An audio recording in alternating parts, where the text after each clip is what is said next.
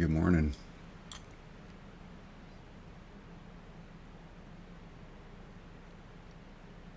Nice. Glad you guys are enjoying. I wasn't going to do any more vids. I really wasn't. So, but I just keep finding stuff. There's some pretty big things happening. And everybody seems to be kind of preoccupied with, I don't know, some drama that I don't necessarily think is as important as people think it is. But really, really, really big news. We've got some really good news. We've got some bad news. So we're going to look at that. We're going to look at some... I was doing some research on the 2008 crash, and I wanted to bring up some of this stuff before we get into it, but let's check it out. Here's Representative Paul Kanjorski talking about the 2008 crash on money market funds and the run on them when they broke the buck. So let's check this out. We'll starts with a lady, angry lady, 2008 crash. Absolutely no. Nobody is accounting for what they're spending. Yeah. You got people and families out here in the United States that are struggling. I just paid $600 worth of utility bills in 1 week. Yes. I haven't got. I remember this video. Do you guys remember this one? But I make too much to get food stamps. I don't even make $10 an hour. Right. Now, if you took that money and subdivided it between the taxpayers in this country, we would stimulate the economy. Yeah. You know, off the phone. Equally frustrated as you are, I'm not necessarily in your particular experience or circumstance to be that frustrated by, but I'm frustrated too. But it's because I have no thoughts on FINRA out there that things were done that are misunderstood. We did not give the $700 billion for the purpose of lending money. That was never in the program. It was misconstrued initially and put together with the suggestion by the Secretary of Treasury that we would be buying what we called dirty assets, defective mortgages and securities that were held in these banks, that the government would find a way to create a market, buy them in, take them off the balance sheets of banks so that the banks could continue to function normally. Did you support that? I supported that, but also part of the bill, we gave the jurisdiction and authority to the Secretary of Treasury to make investments in banks. He had very wide authority because, quite frankly, we're not the experts on the Hill as to how to solve this problem, and the problem is a multifaceted problem, so we gave great flexibility to the Secretary of Treasury to act. So what would you say, though, then, to somebody who says Paul Kanjorski is supporting Wall Street but not Main Street with this latest $825 billion package now moving through the House? They are right to this extent. Why did we do that? We haven't got to it yet. The Secretary, look, I was there when the Secretary Here we go. and the Chairman of the Federal Reserve came those days and talked with members of Congress about what was going on. It was about September 15th. Here's the facts, and we don't even talk about these things. On Thursday at about 11 o'clock in the morning, the Federal Reserve noticed a tremendous drawdown of money market accounts in the United States to the tune of $550 billion was being drawn out in a matter of an hour or two. The Treasury opened up its window to help. They pumped $105 billion in the system. That was the important bit right there. What he's describing is we had a run on money market funds. And quickly realized that they could not stem the tide. We were having an electronic run on the banks. Okay, that's really important to everything. 2008, they had a run on the banks, on the money market funds. They had a run on the money market funds. It was an electronic run, right? It was automated by computers. They tried pumping money into the system, and it wasn't enough, and everything kind of played out from there. They were working with banks to buy other banks because they didn't want the government to go in and buy those banks. They were expecting UK to come in and buy Lehman. And so here's I got some links in the video too for all this stuff. But I was watching this great documentary on the 2008 crash, I think by Vice. So here's a great moment in this. I thought it was exactly the right thing to do. They had a problem to solve, and their problem was my problem. These CEOs were all scared. That's the Treasury that he was talking about? And they were scared about what Lehman going down might mean. I said, you know, you're all exposed too. We don't have the means to protect you from this. They're effectively being given an assignment. Hank and Tim are the school teachers telling the children, you're going to be broken up into groups to come up with a deal to ring fence these assets. No one said, oh shit, I don't want to do this. But it was complicated. I mean, all of a sudden you're looking at all this data. The banking crisis forcing another long weekend of work in both Washington and New York. Top executives of rival banks met under tight security to discuss plans to buy Lehman whole or in parts. It turns out that one of the potential buyers really had no interest in Lehman. Bank of America is now reported to be in advanced talks to buy Merrill Lynch. A shotgun wedding arranged in 2 days. And the fact that Bank of America purchased Merrill Lynch took another serious problem off our hands. But Barclays sure seemed very interested. Yeah, we're talking about the 2008 crash here, so it was a run on the money market funds. And identified the assets that need to be left behind, and I think the banks were largely on board to step up and take it. We were all under the impression that this was going to go through. There's one major hitch, which is the British government. Tim Geithner and Hank Paulson get a phone call. There were several people they spoke to, including the bank supervisor, but the decision maker was the Chancellor of the Exchequer, the Secretary of the Treasury, essentially, of the UK, who was named Alistair Darling. And the British said that for Barclays to buy Lehman would be like importing the US cancer.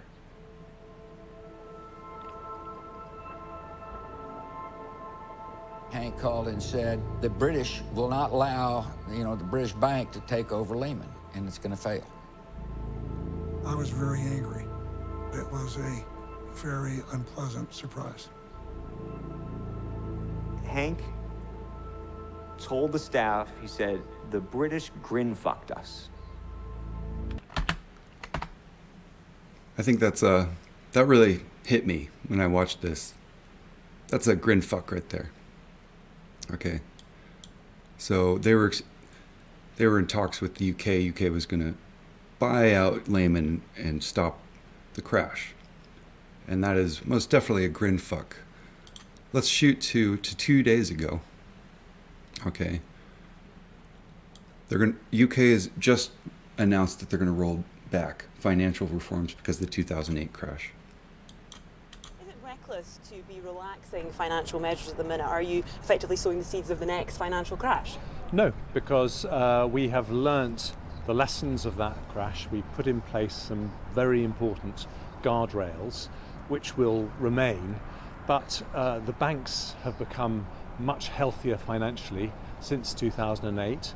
We put in place a process so that financial issues can be resolved, which we didn't have before. But on that basis, we also want to make sure they can compete with other financial centres, whether it's the United States or Asia. So and Scott, that's a grin fuck right there. Let's take a look over here. Here's our good news for the day, guys. Here's our really, really fucking good news here, right here. When was this? This was on the 8th, I want to say. Sample letter to companies regarding recent developments in crypto asset markets. This is the U.S. Security Exchange, SEC. Do I have this in the links here? You're gonna put this here. This is awesome, guys. I'm telling you, Gary's a fucking badass. Here we go. Recent bankruptcies and I'm just gonna read this whole fucking thing. This is great. Recent bankruptcies and financial distress among crypto asset market participants have caused widespread disruption in those markets. Companies may have disclosed obligations under the federal securities laws related to direct or indirect impact that these events, collateral events, have had on any of their businesses. I don't know if you guys saw my last video or any of the videos about Gary Gensler putting in that 17-word clause in the Dodd-Frank Act.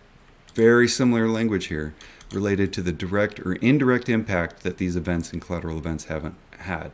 So basically, I'm just going to keep posting this article.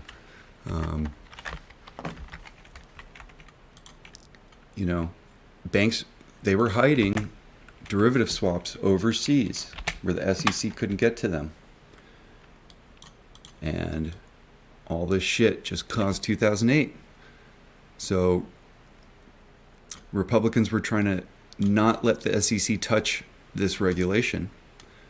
And Democrats talked to Gensler and asked him to put it in the reform in the Dodd-Frank. So he does. Gensler and his aides put this clause right here: have a direct and significant connection with activities in or effect on the commerce of the United States. Okay? Now this, banks didn't see this for a fucking year because Gary's a fucking badass. In fact, a year later, Gary had one of his fucking aides read this out. And that's when they realized they were fucked. So they fought SEC for years on this. Here's the article. I just posted it. They fought Gary. Gary stood strong. They were paying off CFTC members. But Gary Goods stood strong, right? And then if you watch my videos, you'll see the CFTC meeting in July 2020. Right? If you go to CFTC, go to live. Right here, July 23rd. Leadership on that. So here's the actual meeting where Heath Tarbert and these three Trump-appointed Republicans roll back that clause for foreign swaps reporting. Berkovitz, old school Republican, helped Gary Gensler write this clause right here, defends it, and explains it, right? About 2 hours in, he explains all this stuff. Okay. But when... So, and he's asking questions because he kind of knows that these guys are compromised and the banks are getting what they want, right? So, Heath Tarbert joins Citadel. Quintens joins A16Z, which we were finding out is related to all this stuff. And Berkovitz leaves CFTC to help Gary Gensler at the SEC because they're both badasses, okay? So that's some background on that. Now, the thing is, you have a company like Citadel or whatever, and they start a prime broker in the UK, right? Where the SEC doesn't have, now that they rolled this back, SEC can't touch that, right? So the problem is, you dump all this risk overseas where the SEC can't have authority, and that risk comes back to us, comes back to the parent company, the sister companies, and here in the States. And that's what happened in 2018, okay? They were hiding all their risk. You know, let's say you're hiding a bunch of FTDs, for example. Let's say you're hiding a bunch of risk in foreign swaps. It dumps. It comes back on us. You have a run on money market funds, okay? Automated. Computers. Okay? Now, SEC's catching on here. Look at this. Look at this. This is amazing. Okay?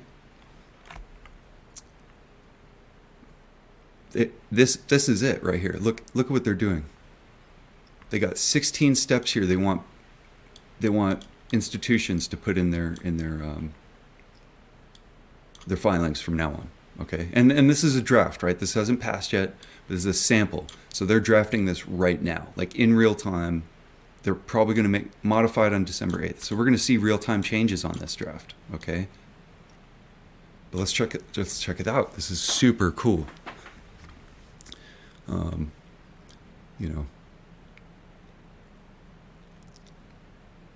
1. Provide disclosure of any significant crypto asset market developments, material or understanding, assessing your business financial condition, results, or operations, share price since your last reporting period, including any material impact from price volatility.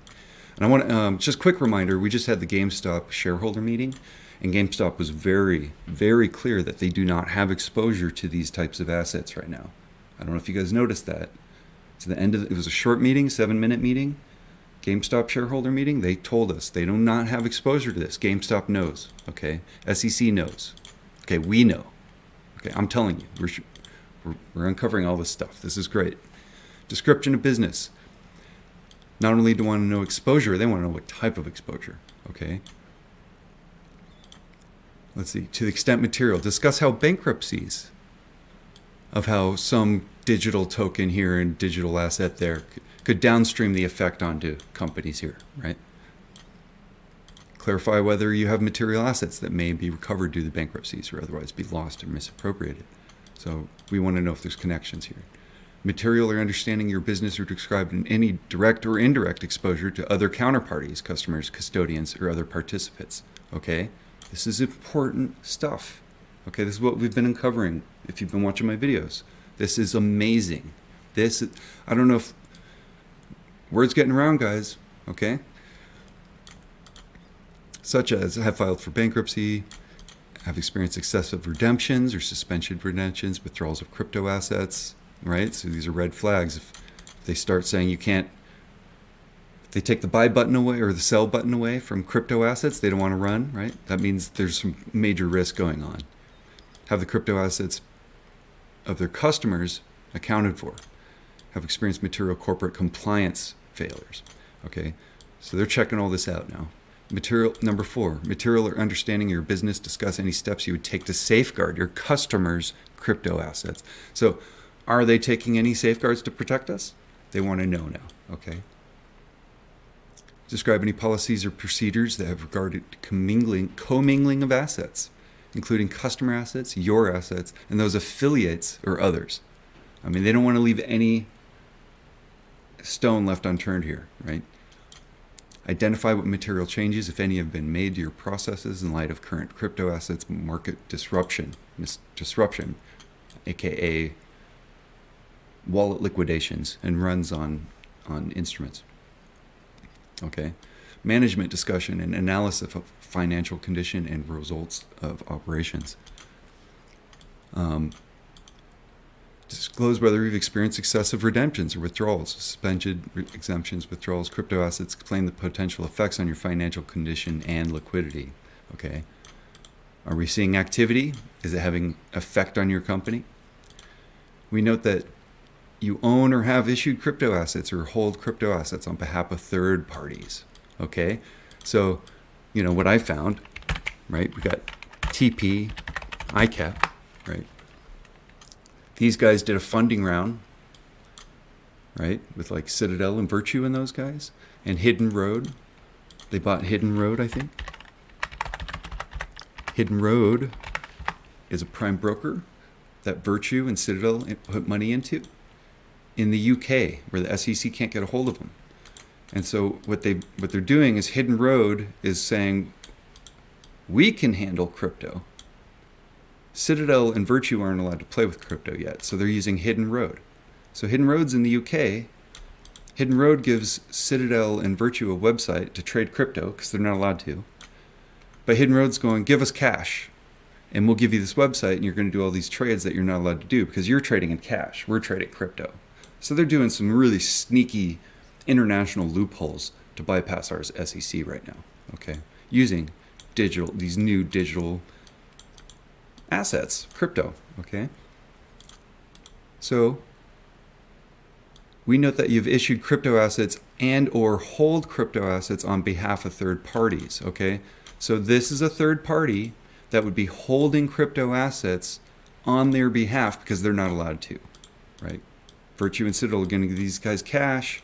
These guys are going to be the third party handling the crypto assets, letting them bypass SEC and introduce all this risk that we're talking about here, okay? This is good stuff. SEC's on it. Gary's doing it. I love it, okay? If so, identify and quantify the crypto assets used in these financing arrangements and disclose the nature of your relationship for loans with parties other than third parties. This is so fucking hot, guys. This is fucking hot. Share this stuff. This is amazing, okay? This was updated 3 days ago, 2.5 days ago. Okay. Discuss whether the current crypto assets market disruption has affected the value of the underlying collateral. If you saw me breaking down in my last video in absolute tears of joy, it's because I found a link of our underlying collateral to these tokenized products. Okay. SEC is on it. This is amazing. Okay. We don't know how many third parties exist yet. I found Hidden Road. I found TP ICAP with relationships to Citadel, Virtue, also A16V, the one that Quinten's left to. Okay, so And we're going to find tokens all over the place now. Okay, they're making counterfeit synthetics of our assets everywhere. They can wrap it once, right? We saw the ledger with the wrapped tokens. And then they can mirror that on any blockchain they want and make infinite synthetics, and has a direct effect value of the underlying, right? And the wrapped AMC and GameStop that we're finding is actually used as collateral, and they call it underlying collateral. So SEC's hot, man. They know. Okay, and they want firms when they pass this, firms will legally have to tell the truth on this, or they're going down. You know what I mean? They don't know what the SEC knows, and the SEC is going to make them report the truth, and they have to be truthful because they don't know what the SEC knows or not. Okay? This is awesome.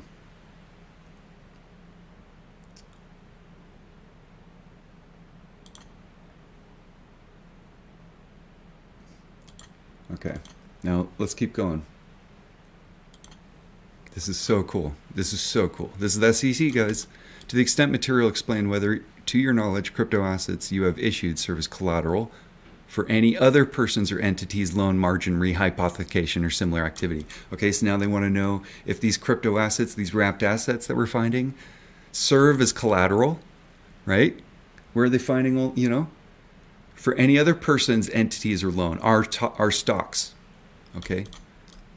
If so, discuss the current crypto asset market disruption has any impact the value of the underlying collateral, and explain any material financing and liquidity risks these raises for your business. This is so fucking hot, guys. Okay, share this stuff. This is so awesome, okay? They're on it.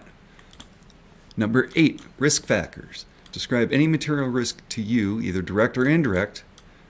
See, they don't want to leave any stone. They don't want these guys loopholing their way around anything, okay? Direct or indirect due to excessive redemptions, withdrawals, suspension of redemption, withdrawals, crypto assets. Identify material concentrations of risk and quantify any material exposures, okay? We're trying to stop the next 2008 crash from happening right here. That's what we're seeing here, okay? That's what this is. That's what we're talking about. That's what I'm talking about, okay? They took our shit. They took our FTDs, right? Instead of paying us, they just pumped risk into our markets, and they're trying to hide it from the SEC, and the UK is helping them, okay? And we'll get back to this in a second after we finish this. Number 9, to the extent material, discuss any reputational harm you may face in light of the recent disruption in crypto asset markets. For example, discuss how market conditions have affected how your business is perceived by customers. Fidelity. We all left Robinhood for Fidelity. Okay, Fidelity. I'll bring it up. I'll pull it up right here. Let's pull it up. TCA IAP. Go to their website. Here's their website, guys. Right here. Check it out. If you go down, talk about this is more than a conflict of interest. More than one, in my opinion. If you go here to the interim results, right? Let's just look it up. Fidelity. Here we go. How can I zoom here? Fusion of digital assets combines our expertise in market infrastructure with Fidelity's track record as a custodian, okay? Pending FCA approval. They got Fidelity. FCA is the UK SEC. Fidelity got FCA approval. When was that? On the 2nd, about a week ago. Okay? SEC is catching on. They're figuring this out. Okay? So we all left Robinhood to go to Fidelity. And what does Fidelity do? They're jumping in on this game. They're going to tokenize our assets. They're going to tokenize our stock, and they're going to lend it overseas where SEC can't touch it. Okay, that's fucked up. That's fucked up. I don't know who went to Fidelity, but get the fuck away from Fidelity, man. Fuck Fidelity. Everybody went to Fidelity. I went to Vanguard. And then you guys remember that glitch with Fidelity? The lending glitch we saw on Stonkometer? We're like, what the hell? Turns out that was Vanguard lending to Fidelity. Okay? Brokers, their customers are institutions. Retail is their product. Okay? Do you get that? Fuck brokers, fuck Fidelity. Okay? Discuss how market conditions have affected how your business is perceived by customers.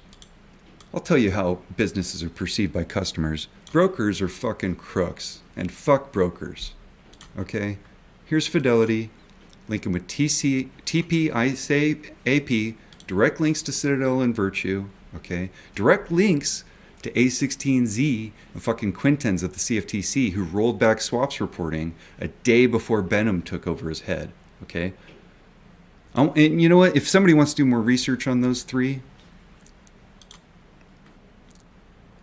CFTC members, I know they were appointed by Trump, but let's find out if these three have affiliations with the Libertarian Party, because they're all deep in this. In fact, I love that I remember that. We're going to get into that later, all this, okay? Instanet, Libertarians, the Kochs, Julia Koch, okay? We're going to get into that later with the lawsuit with the bio firm that's suing Citadel. They know. They're onto it. Okay, we need to pay attention to that lawsuit. I want to know if these people are affiliated with the Libertarian Party. Okay, let's keep going. Number 10. We note that you are not authorized or permitted to offer your products and services to customers outside the jurisdiction where you have obtained the required government license and authorizations. Do you see how fucking beautiful this is right now? Do you see it? SEC's onto it. This is the biggest kick to the nuts, right? So they do this on the 8th. We're going to keep going. Describe any material risks you face from unauthorized or impermissible customer access to your products and services outside of those jurisdictions. Fidelity. What are you doing, Fidelity? Huh? You got a bunch of our money. What are you fucking doing it? Fidelity. Let's get into this again. Here's our money market funds. He's talking about the money market funds. They could not stem the tide. We were having an electronic run on the banks. They decided to close the electronic run on the money market funds. Okay? Here we go. June 2012. Okay? Fidelity fought Washington over money market funds and won. Okay? SEC and Fidelity got into it. And Fidelity wanted to they wanted to do whatever they wanted to do with their money market funds. Okay? And here's the press release right here. So here's what they came up with. But whatever Fidelity wanted, they kind of came out on top on that. Okay? And here's the article. Okay? Do you see what we're looking at? So Fidelity was fighting to just like they were with foreign swaps reporting. Fidelity was fighting for their market funds. And what are we catching them? We're catching them working with the UK. They got FCA approval on the 2nd. That was about a week ago. With TPICAP. I can't stand their fucking name. Okay, it's in this report right here. Fusion Digital Assets. Where are we? Are we on 11? Thank you. Yeah, I'm banned from Twitter. Elon Musk banned me from Twitter 2 days after he took over, and then he started bashing Gary Gensler. We're also finding Dogecoin on the ledger associated with our tokens. I don't know how involved Elon Musk is in all this. We know that he was calling Vlad from Robinhood. My only presumption is that he had financial interest in all of this, and it wasn't being long on AMC and GameStop. I can tell you that. Okay. We don't know. We don't know, but something smells really fucking weird with that guy. I don't like it. Pretty interesting timing to take over Twitter, right? And ban guys like me. Okay, Let's keep going. Describe any material risks you face related to the assertion of, foreign regulators and government entities over crypto assets and crypto asset markets. Foreign regulators. Okay, no, I think this is a good time. We're on 12. This is a good time. Let's go back to this guy's interview Scotland here. is in a fantastic place. There's the grin fuck right there, right? Here it is. Statement. That's the guy right there. Jeremy Hunt, Chancellor. What are they doing? They're rolling back all kinds of shit. So we had the Dodd-Frank after 2008. They had a similar thing, right? They did all kinds of regulatory reform after the crash. They're rolling it back right here. 16 points they're rolling back. 16. Okay? Now, I don't know much about, see, FCA right here. FCA, they just approved Fidelity on the 2nd. SEC, post this on the 8th. They announced this fucking yesterday, 2 days ago, December 9th. The day later, December 8th, December 9th. This is fucking hot, guys. This is fucking hot. Nobody's talking about this. I don't care about FINRA. I don't care about some company. I don't even know who that company is. Who the fuck are you guys? What the fuck are you guys paying attention to? Whatever hedgies want you to pay attention to, aren't they? Fucking stop it. I'm seeing a petition going around trying to kick Gary Gensler out. What the fuck is wrong with you guys? Huh? Don't drink the Kool-Aid. Money's fucking powerful. Okay? And social media isn't really your friend right now, is it? No. Okay? So SEC posts this on the 8th. Fucking UK does this on the 9th. 16 points they're rolling back. So I'm trying to find out what they're rolling back here. Okay? They're reforming the ring fencing regime. Okay? Clear target for growth and international competitiveness. Okay? Again, that is a grin fuck right there. Okay? Let's keep going. Look at this. Short selling regulations. Okay? Where are we? Let's keep going. We're going to try to break this. This might be a long video because I kind of want to know what all this shit is, and we might just have to go through this one by one and figure out what the fuck UK is doing to us right now. Because this is some fucked up shit. Okay? They're tokenizing our assets. They're sending them to the UK, and the UK is like, fuck y'all. We're going to crash your fucking country. That's what I see here. I don't know what you guys see, but it's pretty black and white right here. SEC knows what's up. I don't know if we're a part of that. I want to think that we're having an influence on this, okay? We're doing a good job here. We're finding shit. But this is big, big news. I think I put the links to all this in the description here, but I'm gonna post it for you guys here. Here's the official statement. Here's the press release. Okay? We need people looking at this stuff. This is big. Okay? They're rolling back the credit protection laws. So I just do a quick look. Fair credit reporting, fair debt collection, Truth in Lending Act. Truth in Lending Act. Okay? UK is rolling all this shit back a day after all this.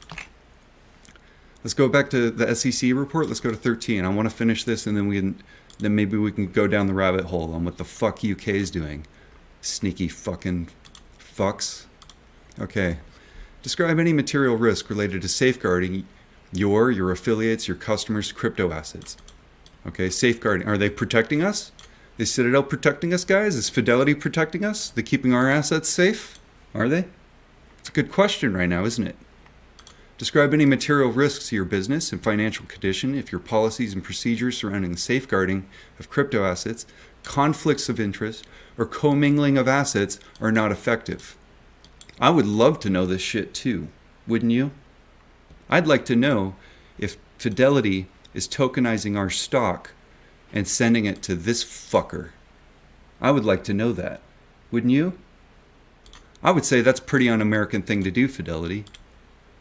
I would say that's a conflict of interest with all the millions of fucking apes that went to your service after Robinhood fucked us. Okay? And I want to, you know, I DRS my shit. When I caught my broker, Vanguard, doing some glitch lending with Fidelity, I pulled my funds out.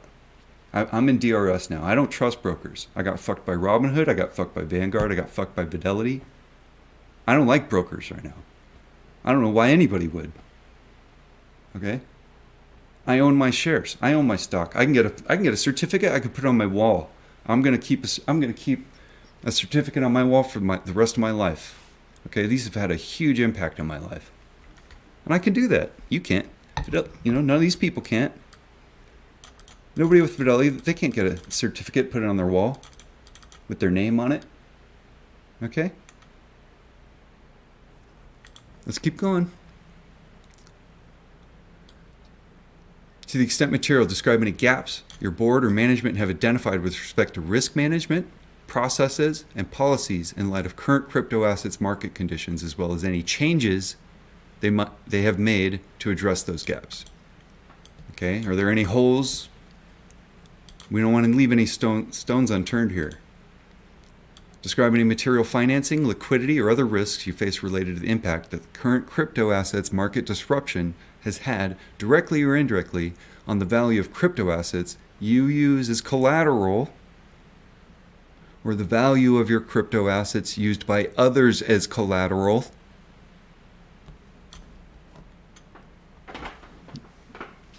SEC's fucking on it, guys. Gary Gensler is on it. He's a badass. I want to see some fucking amazing Gary Gensler memes out there. This guy is on fire. Hedgies are fucked. To the extent material, describe any of the following risks due to disruptions in the crypto assets market. Risk from depreciation in your stock price. Risk or loss of customer demand for your products and services. Fidelity. Huh? Are we a risk to Fidelity right now, guys? Are we going to leave Fidelity? Are we going to DRS? I'm not going to tell you what to do. You make your own choice. Are we a risk to Fidelity right now? Are we going to leave Fidelity to go DRS because they're sketchy-ass motherfuckers? Well, they're going to have to tell the SEC if we're a risk. Okay? SEC wants to know if Fidelity customers are leaving because they're doing this sketchy-ass shit. Okay? Financial risk, including equity and debt financing. Risk of increased losses or impairments in your investments or other assets. Right? Are they dumping this shit over here? Risk of legal proceedings and government investigations pending or known to be threatened in the United States or other jurisdictions against you or your affiliates. Basically, are you getting ready to fuck everybody and take this to courts for the next 10 years? Because we'd kind of like to know that. Right? Are you getting up to no good? You getting ready to crash our markets on purpose and take this to court on purpose? We'd kind of like to know that. Okay? Risks from price declines or price volatility of crypto assets. Okay? Are they taking this shit over there just to dump our synthetics? Because they have a direct and indirect effect on our underlying, on those wrapped tokens, on our stock market. Because I want to be clear here. In my last video, and what I'm uncovering here, what crypto assets are, these tokenized assets of our stock market, this is a cyber attack on our stock market. If you're tokenizing assets of our stock market and putting it in this shit and offloading it overseas to dump it and have a direct or indirect effect on our stock market, that's a cyber attack on our stock market. So this is hot. We are hot. This is happening. It's the weekend. Okay? SEC wrote this on the 8th. UK is doing this on the 9th. Oh shit, I just closed that. I mean, this is hot, hot, hot. It doesn't get much hotter. Let's see if I can pull that back up again. I kind of closed that.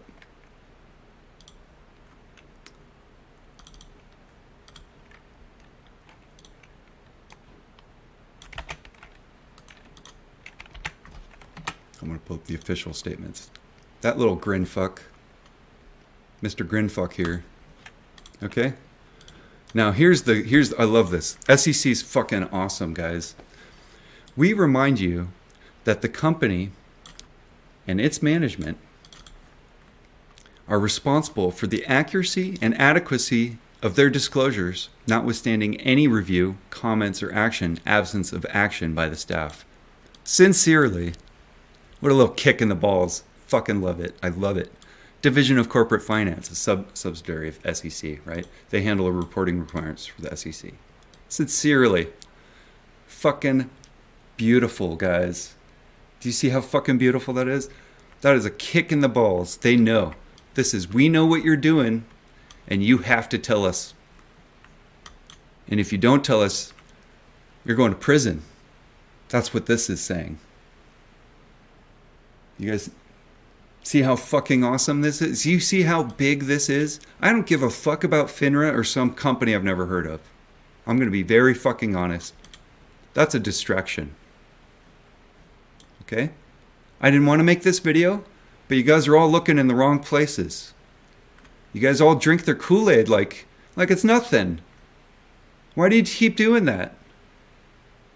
You know, you're attacking Gary Gensler? What the fuck is wrong? Why would you do that? What the fuck is... Gary's the only guy protecting us. He's the only guy able to protect. Like, why the fuck would you attack that guy? Why would you drink that Kool-Aid? Okay, we need to share this and talk about this.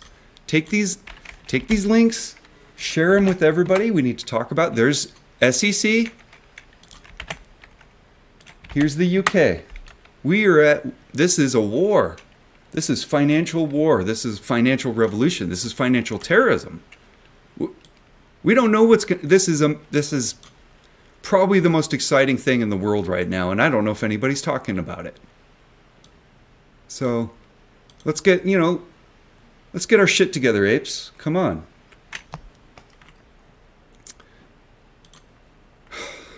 Cool.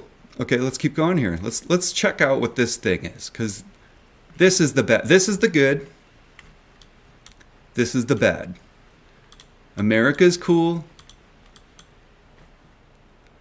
Fuck the UK right now. Like, fuck them. Fuck that guy.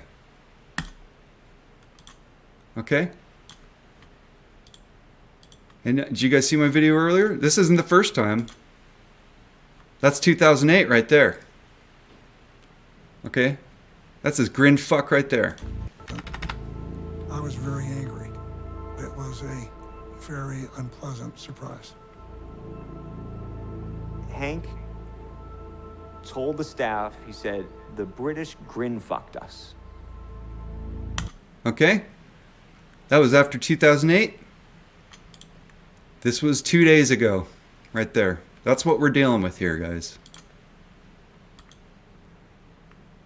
Why? Because he wants to be competitive. Can be resolved, which we didn't have before. But he doesn't know that this fucks him too. Okay, he thinks he's fucking us. He's fucking himself here. He's a fucking idiot. That's what this guy is. He just introduced risk to his whole country and the entire fucking world. Why? Because he wants to hurt us? Okay, this is why it's not cool to want to hurt people, guys. This is why we need to vote for people that want to help others and do good things. You don't want to have people up there trying to hurt people, because what happens is it just hurts everybody. Okay? You guys remember Team America? You got your dicks and your pussies and your assholes. And you end up just getting shit everywhere. Okay? That's what we're dealing. That's what this is. This guy's just shitting on everybody right now. You know what? You guys figure out your stupid computer share drama. I'm done with it. Computer shares told us directly they can't lend our shares. So you fucking figure it out. You know, I DRS'd all mine. You guys figure your shit out. I'm sick of it. I'm sick of your fucking Kool-Aid. I am. Gary Gensler's a badass. Okay? Hands down. They can't lend your shares in DRS. What is Fidelity doing over here? They're you know, I'm sick of your guys' fucking Kool-Aid. Just... Sorry if I'm, like, blunt about that. I'm just sick of it, okay? Figure your guys' shit out on your own.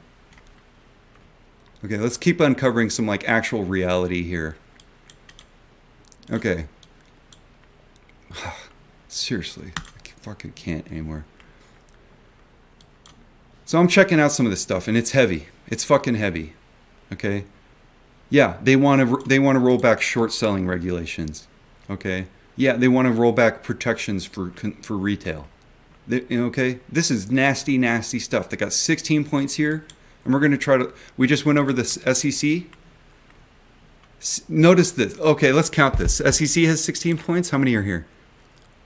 Let's count the dots. 1, 2, 3, 4, 5, 6, 7, 8, 9, 10, 11, 12, 13, 14, 15. Okay, a little more than 16. I was going to say, man, watch them match that neck to neck. Ridiculous. Ridiculous what we're witnessing here. Who's talking about this stuff? Anybody? Is anybody talking about this stuff? Ever? I mean, you guys are on Twitter. I'm not on Twitter. Elon banned me permanently. I don't know why. I know 2 days later he started fucking dissing on Gary, and you guys are all drinking the fucking Kool-Aid. So guess what? I don't fucking like Elon Musk right now. I don't like that guy. He's a fucking asshole. Permanently bans me and starts dissing on Gary Gensler. Why did he ban me? Free speech? Huh? Fuck that guy. I don't like Elon right now. In fact, he's super suspicious. He's got ties to Dogecoin. He was talking to Vlad after all this. What business does he have in our stocks? Why was he talking to Vlad and Robinhood? Huh? Because he has no money in this? You think he's got no interest in this? Okay. Let's check it out. Let's learn what this stuff is now. We got to learn. Now we got to learn. Okay, first I get in the stock market and I got to learn crypto, which I didn't want to do. I didn't sign up to learn crypto. They want to play with their risk. That was on them. But here I'm finding they hacked our stock market, and now it's my risk. Again, they're just shitting all over everybody. And here I am again. I'm not in the UK, man. And I got to learn their fucking laws now with their fucking regulators because they're shitting on everybody. Yeah, I'm a little angry. I'm a little angry about this stuff. I didn't sign up for this. Okay? I just wanted to get paid. And instead of paying us, what, they're going to crash our country? Crash the world economy? I mean, that means like no food on our tables. That means people are unemployed. That means people don't have a fucking place to live. Okay, this is serious. Serious. Serious shit here. Okay, 2008 sucked. And then what happens? These snug little fucks from Trump roll back our Dodd-Frank Act, and then what happens? We're finding all this shit coming up. Even Hester Pierce. Fucking Hester. Hester Pierce. Rule 9195 speech. Right here. So not only, and this was before it was passed. You guys are posting the one in April. Okay? Because she does a second speech on this after it passes. When she passed it. Here's before it passed. If you read this shit, not only is she talking about how she wants to write the safe harbor, but this is basically, look how long this is. You know what that is? Do you know what that is? That is her giving institutions tips and tricks to bypass the SEC. She works at the SEC. And she's telling institutions how to bypass SEC. Okay? She's compromised. She's funded by the libertarians. That's why I'm wondering. Okay, she was appointed by Trump. She's funded by libertarians. She's an extremist libertarian. Okay, now if you look up the libertarian movement, the Kochs started the Tea Party. But the Tea Party became like a Frankenstein monster. Like, right, they started doing stuff out of his control. He lost control. So he ditched funding them. And he started the libertarian movement. Okay? Libertarians, that's not a philosophy.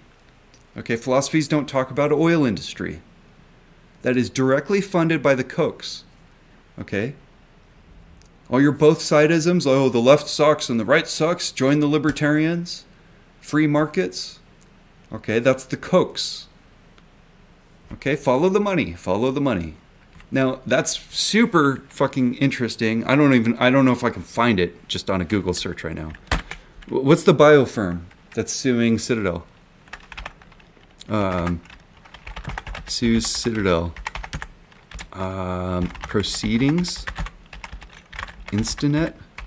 So I found Instanet last year. Look at this.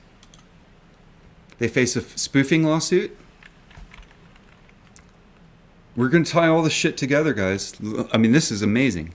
Citadel, Instanet, Virtue, Canaccord face spoofing lawsuit by NBO. So I have a screenshot on my phone, but the court is bringing in Instanet. Who is Instanet? Instanet combs our social media.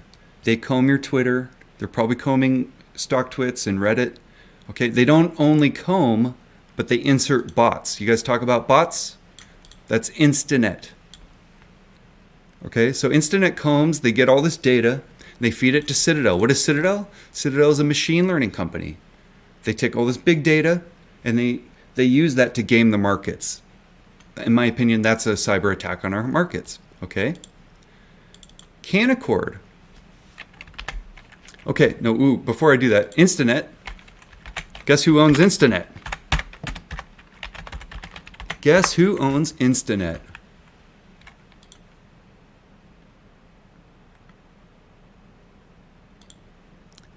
TP ICAP bought Instanet, guys. This report with Fidelity, these guys, they bought Instanet for $700 million or some shit. You catching on yet? You figuring it out yet? Let's check out Canaccord. They brought in a woman named Julia Koch. Do you guys know who that is?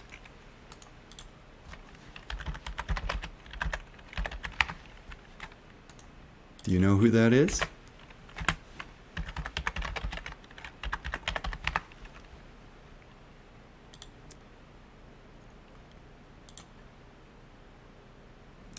David Koch passed away in 2019.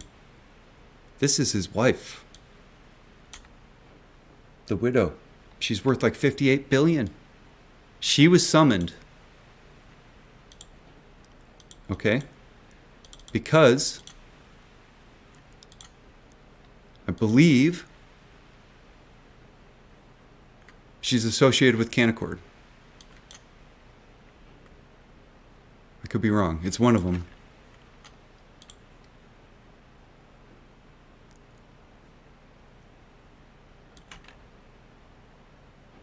Well, I don't know. Maybe it's a different Julia.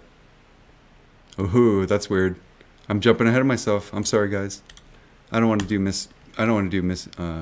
bad data. I think it's a lawyer.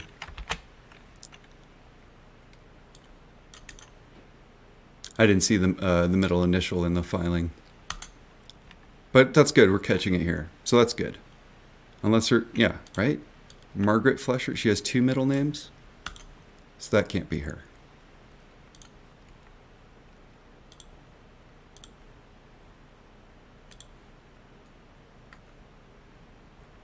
Okay, so I apologize. I am jumping ahead. Because she would have direct ties to the libertarian movement. So she isn't part of that. So my bad. Glad we caught that though. But Instanet. TPICAP. Direct, I mean they own them, okay?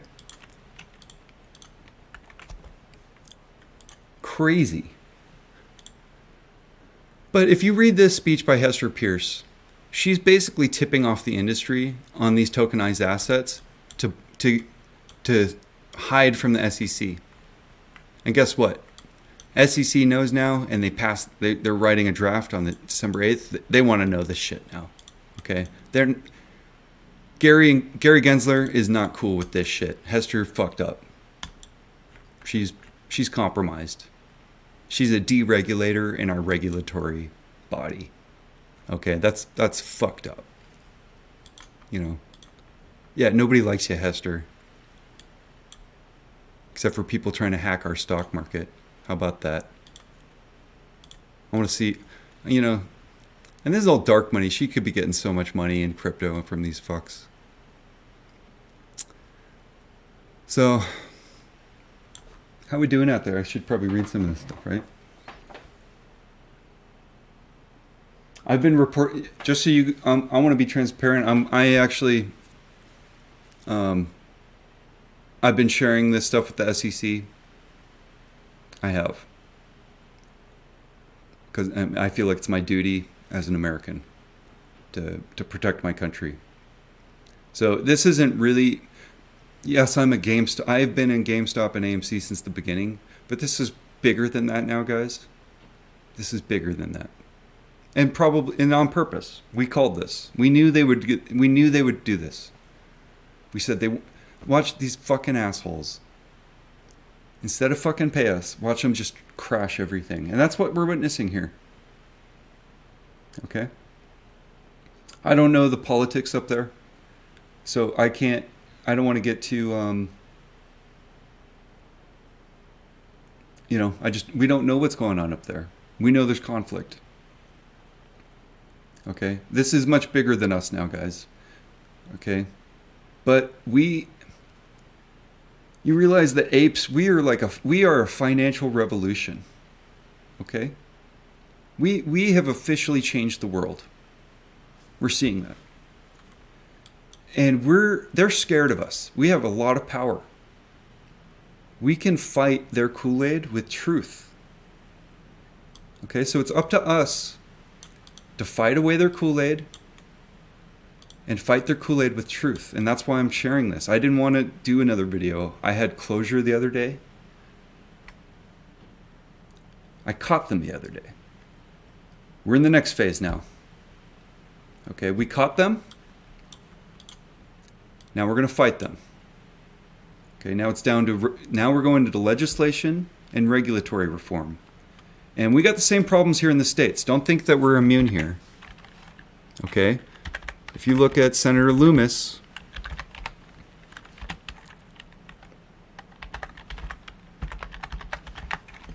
okay, and this is in my last video, if you go to the SEC website,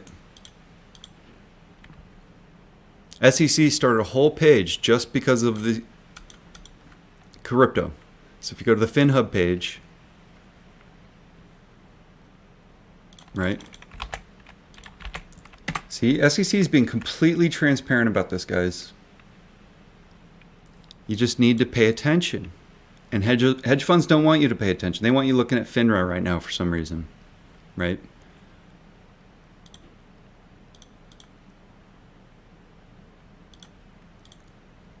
Here we go. Wyoming. Wyoming issued themselves a no action letter. They are the Cayman Islands of crypto right now. You know how Fidelity can be custodian pending FCA approval? Well, that means they're going to do it on a state level in a state like Wyoming to have custody. The custody role. Okay, I'll share this right here. Some sketchy ass shit. Okay? I feel like this link doesn't even work. Yep.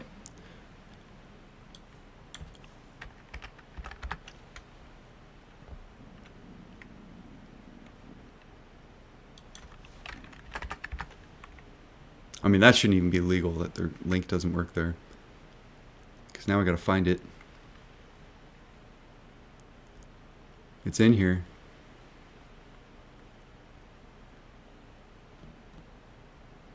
Where is it? See, they don't even want us to find it. See how sneaky this shit is?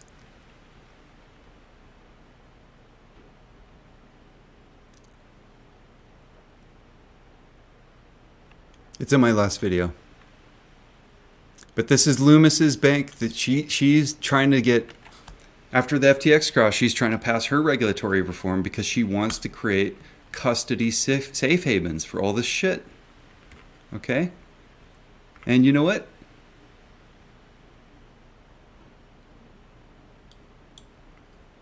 If there's still public comment on this, hit them up. Here we go. Look, Fidelity. In non-DVP custodial practices, custodian, Fidelity, Coinbase, Anchorage, the Blockchain Alliance. Okay. And I don't know if I had to bring that one up. You're drinking the Kool-Aid. Congress members try to stop the SEC. You guys know about the Blockchain 8? It's 4 Republicans, 4 Democrats. Okay? It's on the Democrat side too. Money's powerful. These fuckers. Here's the letter. Right here, I'm sharing it. There's the letter. Look who signs this letter. Look what they say. Dear Gary Gensler, stay the fuck away from our crypto and FTX. That's what this letter is. These fuckers sign it. Oh, I know that name. Oh, I know that name. Those are the guys trying to get Gary Gensler out, aren't they? You guys signing that petition on Gary Gensler right now? Huh? You drinking these guys' Kool-Aid right now? The Blockchain 8? Huh? Stop it. Not cool. Gary Gensler's a fucking badass. These fuckers are a threat to national security in my book. They're paid off. Okay, they're paid off. Loomis is paid off. Okay? You want to see it? You want to see that grin fuck right there?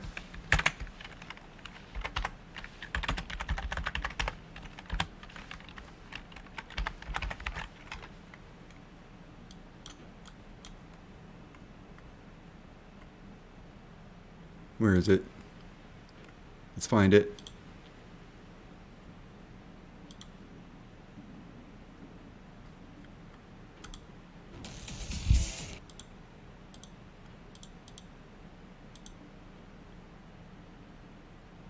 There's a little grin fuck for you. Okay? She's a greedy little old lady right there. Right? She's got her little Wyoming bank with her crypto safe haven. She's making bank right now. Okay? You know why? Because all these companies, these prime brokerages, there's a form. You go to the SEC, you file a form at the SEC, and you go, SEC, you do not regulate us anymore. We are protected under the Wyoming no action crypto custodian safe haven. Okay? Right here. The custody rule. Okay, they gave all these institutions a little safe haven to do all this shit. So they can have it in America, send it over to the UK, and all of it's going to come back and bite us. Another 2008, all over again. Probably bigger. Probably a lot bigger. Okay, who's talking about this stuff? Anybody? Is anybody talking about this stuff? Is this on the news? Is this on Twitter? Riddle me that. This is the most important, this is probably the most important thing we've seen since 2008, and nobody's talking about it. SEC wrote this letter on December 8th. The UK wrote their statement on the 9th.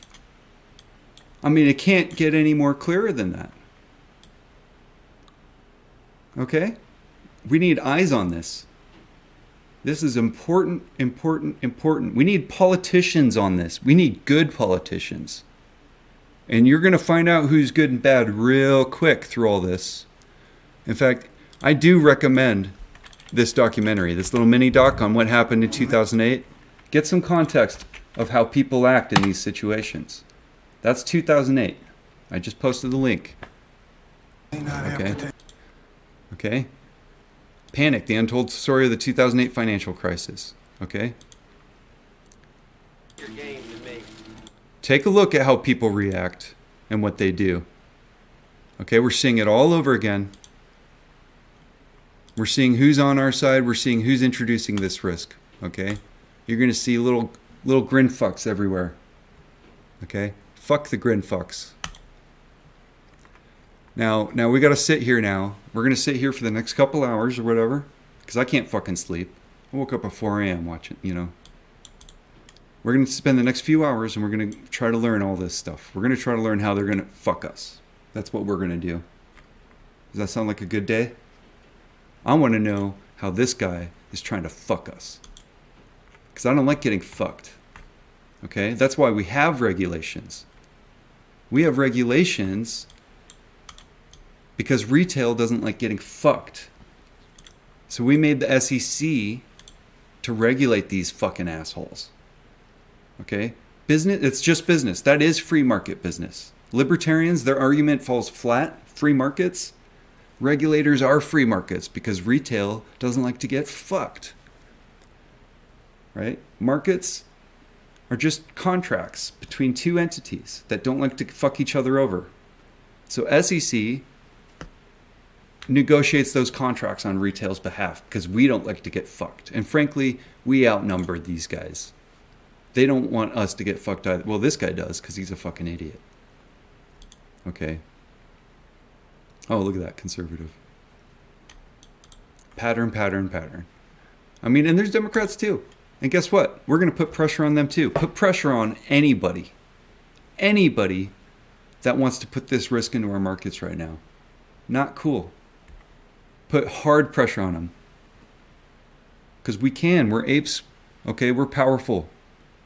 We're together strong. We're apes first here. Okay? If you see any fucking grin fuck people, put some pressure on that. Call them out. Okay? Don't drink their Kool-Aid. Put pressure on them. And I shared this, right? The blockchain 8? Fuck the blockchain 8. Put pressure on those fuckers. These guys right here. Put pressure on them. Tom Emmer, Warren Davidson, Byron Donalds, Ted Budd, Darren Soto, Jake Atchinslaus, Josh Gottenheimer, Richie Torres. Call your newspapers. Call your locals. Call your, call your wife. Call your kids. Put pressure on these fuckers. Fuck these people. Fuck those guys. Okay? Let's put pressure on them. If you guys are out in the UK, put pressure on these people. Okay? That's what democracy is. That's why this country rocks. I get to share this information. I get to talk to you about this information without being executed. I'm not, Elon Musk banned me 2 days after he took over and he started dissing on Gary Gensler. And now I'm wondering why.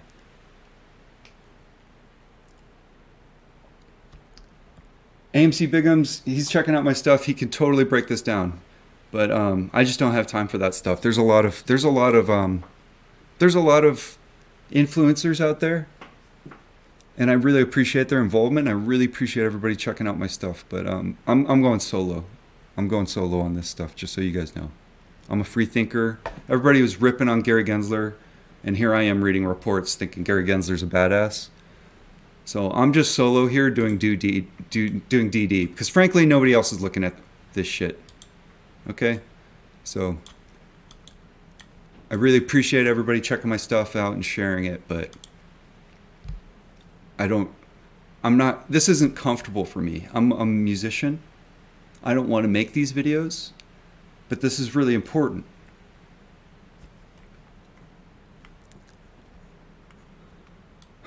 So we're going to take a quick little break just because I need to calm down. Right? Sorry, we're just looking at the screen there. Oh, hey, batteries. So I'm going to make some coffee, maybe put on a song. And then if you guys want to sit here with me, we're going to go over this. We're going to go over this statement from the UK because we just went over the SEC one, right? This is awesome. Please share this. Please show people how fucking badass Gary Gensler in the SEC is right now. Okay? They modified this on the 8th. UK rebutted it on the 9th. Okay, so now, after this little quick break, we're going to go through each one of these points and we're going to look at how the UK is trying to fuck us right now with these products and these loopholes. Okay? And then I'm going to send this video to the SEC. Okay? That's what we're going to do. We're working together here. Okay? Sure, I'll put on a song. Let's see. Might have something. Oh, let's put something that's already out. That song in the beginning of this, that's not even out yet. That's coming out later this year. So you got a little sneak peek. Let's see. We got all kinds of music here.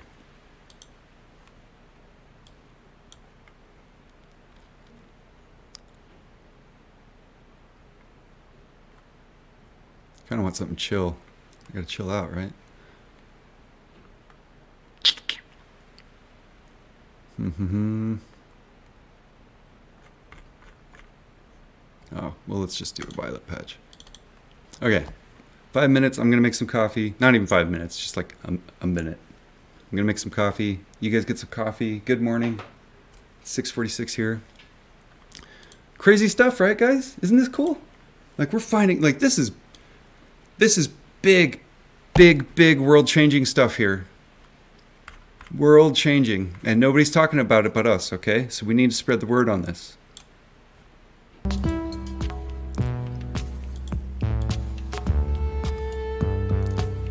And I'll be right back. Just gonna make some coffee.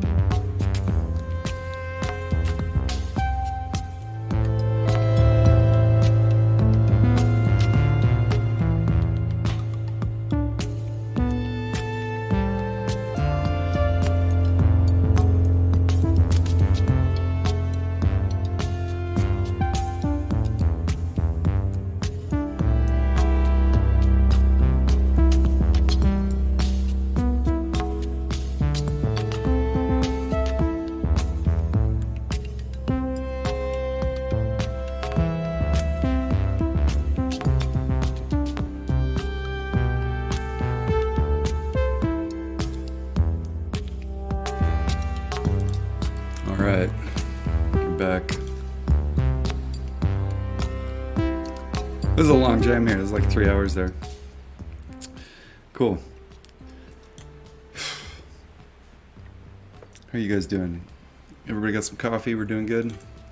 So again, U.S. SEC issued this letter going after crypto assets on the 8th. And then the next day, the UK is rolling back their requirements to allow crypto assets in their country. Scary, scary stuff. And for reference, in the 2008 crash, we reached out to the UK for help to prevent the crash, and the UK fucked us. And I think that's what we're witnessing here. I think these crypto assets have introduced systemic risk to crash our markets, and we're witnessing UK going, fuck you. That's a fuck you face. Okay? So we're going after it, and they're allowing it because they know this risk is coming back. But this guy is really just truly a stupid asshole, because he thinks he's fucking us, but he's just fucking over the whole world again, like 2008 but bigger, and he knows it. Okay, that's fucked up shit, man. December 8th, there he is. December 9th. Fuck that guy. Jeremy Hunt is a Jeremy cunt. That's what he is. And then, you know, this whole... You guys know that Citadel is a machine learning company, and they take social media data, they take payment for order flow data, they insert bots, and they specifically take advantage of our feelings, because we're humans. I got feelings. I play music. You know, I play feelings. But you guys are really upset at FINRA right now, right? You're angry. And there's a petition to remove them. And there's a petition right now to remove Gary Gensler because you're angry. And you realize that you're kind of just... You're drinking their Kool-Aid. Okay? I'm a big fan of Warren Buffett. I don't know if you guys are. But feelings have no place in the stock market. They don't. Okay? You don't... I mean, ask for an investigation first, at least, and then calm down. But you can see how bad people would want these people gone, right? They want you to sign these petitions to get these our regulators out, right? You can see how maybe you're getting played, maybe. So I don't know if you guys can reverse. I don't know if you signed a petition and maybe this information is making you change your mind and you want to maybe reverse that position on that petition based on this information, this DD, because that's how you should work in finances, with due diligence and information and data, not feelings and anger. Okay? But yes, I'm angry at this guy. Fuck this guy. But I'm angry at him because of this due diligence that we're gonna learn here. We're gonna find out why we don't like this guy.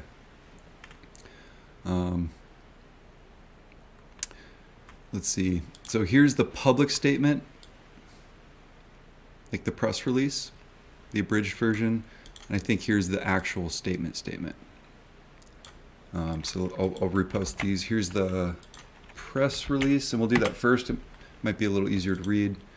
And they might want to make it easier to read because they don't want us to read into it, right?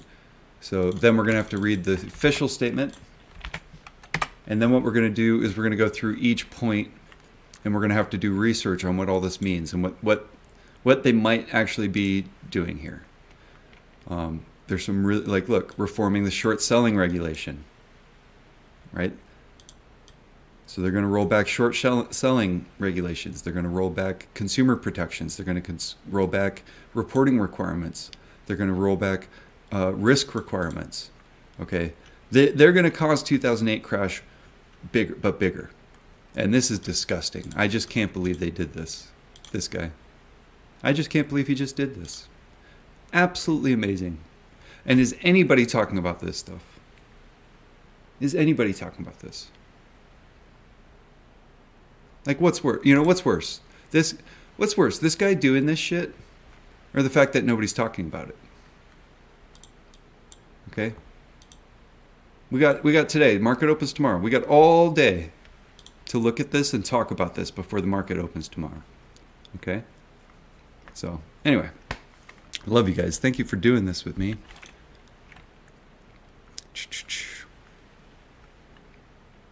Anybody got anything to say? How we doing?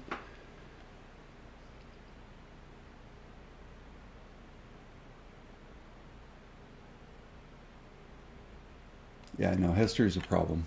She is. Hey, Synthification. I'm doing really great. Thanks for that tip the other day. That kind of launched my whole other video the other day. You seeing this stuff, bud? You seeing this? How cool is this? We don't know if we're having an influence on all this, okay?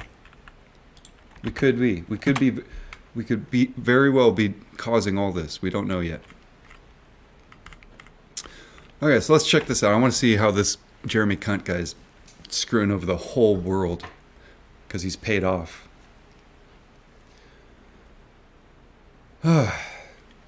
In the autumn statement, I set out the government strategy for boosting growth. So he's saying boosting growth because he's greedy.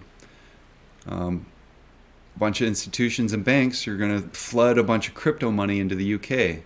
And he's like, yes, money. He's just seeing dollar signs, right? Growth.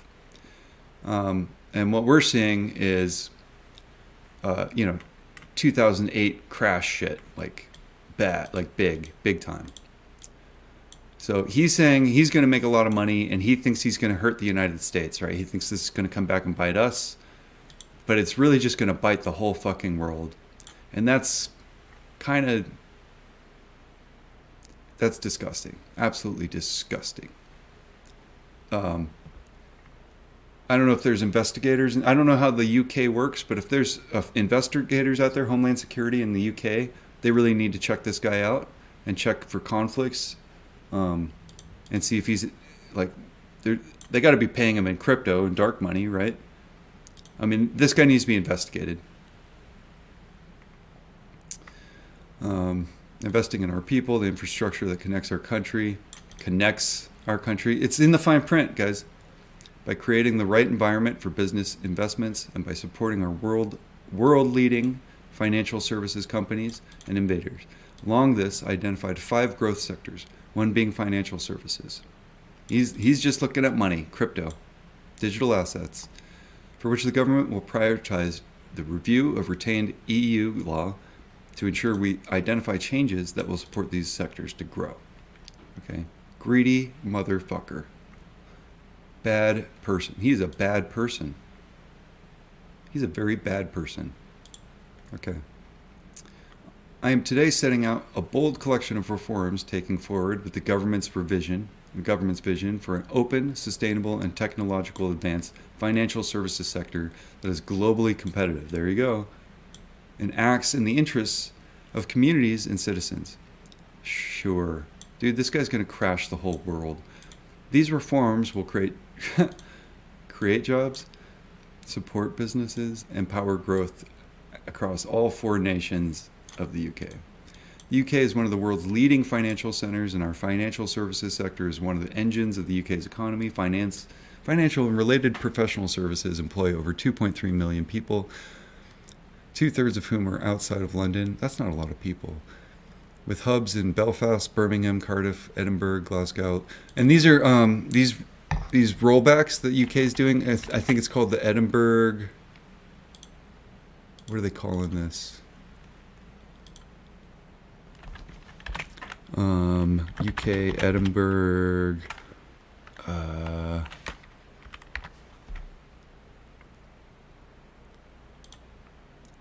The Edinburgh Reforms. So they're calling this, what we're reading right now, it's called the Edinburgh Reforms. So that's the name of what we're checking out for the next couple hours. We're going to learn everything we can about the Edinburgh Reforms. So in 2021, the financial services sector contributed 173 billion to the UK economy, right? They're dumping all of our tokenized assets into the UK where the SEC can't touch them. The announcement being made today build on the reform agenda the government is taking forward through the Financial Services and Markets Bill. Okay, so we need to be checking that out. Oh, that's what this is. No, let's just make sure we got it.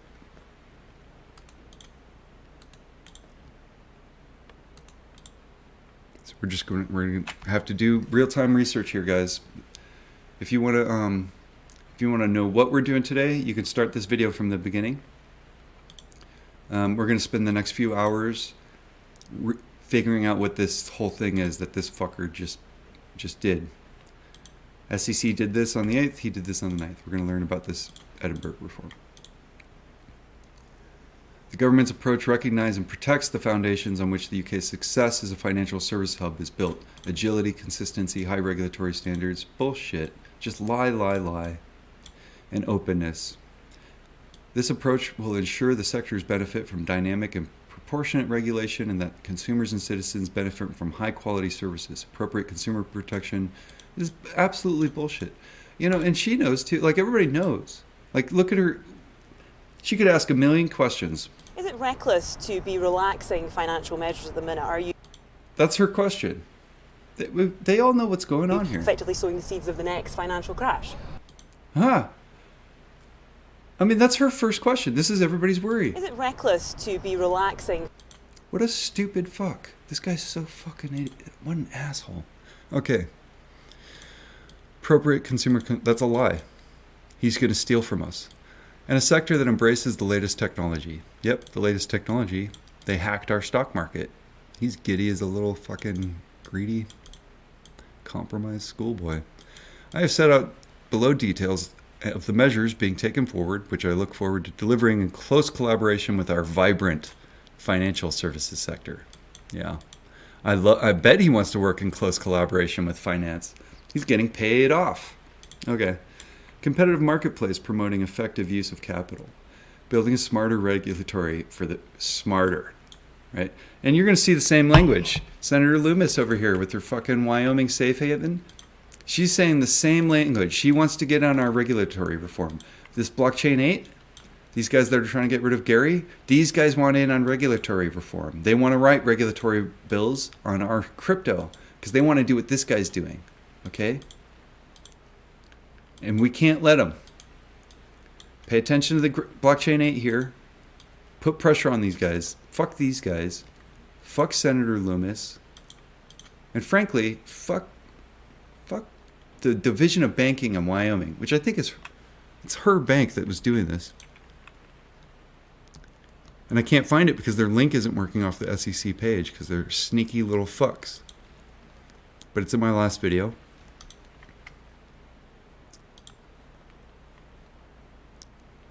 Somewhere in here.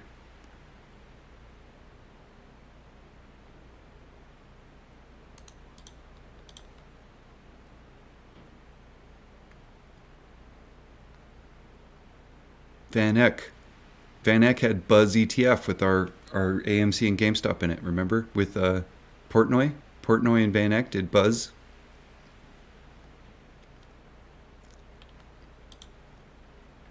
Okay. The government has today published its policy statement building a smarter financial services framework for the UK. A copy will be deposited in the library. This is an ambitious plan for repealing retained EU law, the rolling back regulations and financial services and replacing it with a new framework tailored to the UK, embracing the new opportunities presented by our position outside the EU. I mean, they're spelling it out here. Embracing the new opportunities presented by our position outside. He wants to fuck the United States. He's going to fuck the whole world because he's a fucking idiot. He's being paid off to crash the world economy.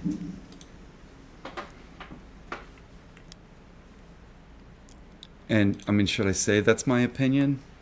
It's kind of obvious. Okay.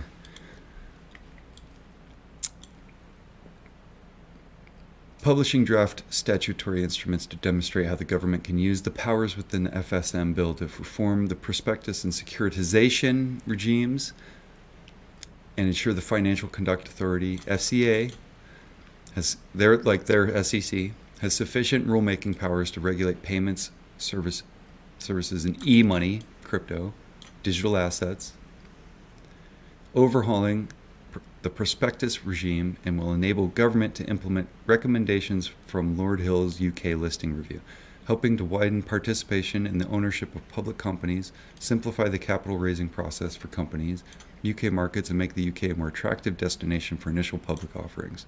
Initial public offerings, right? Because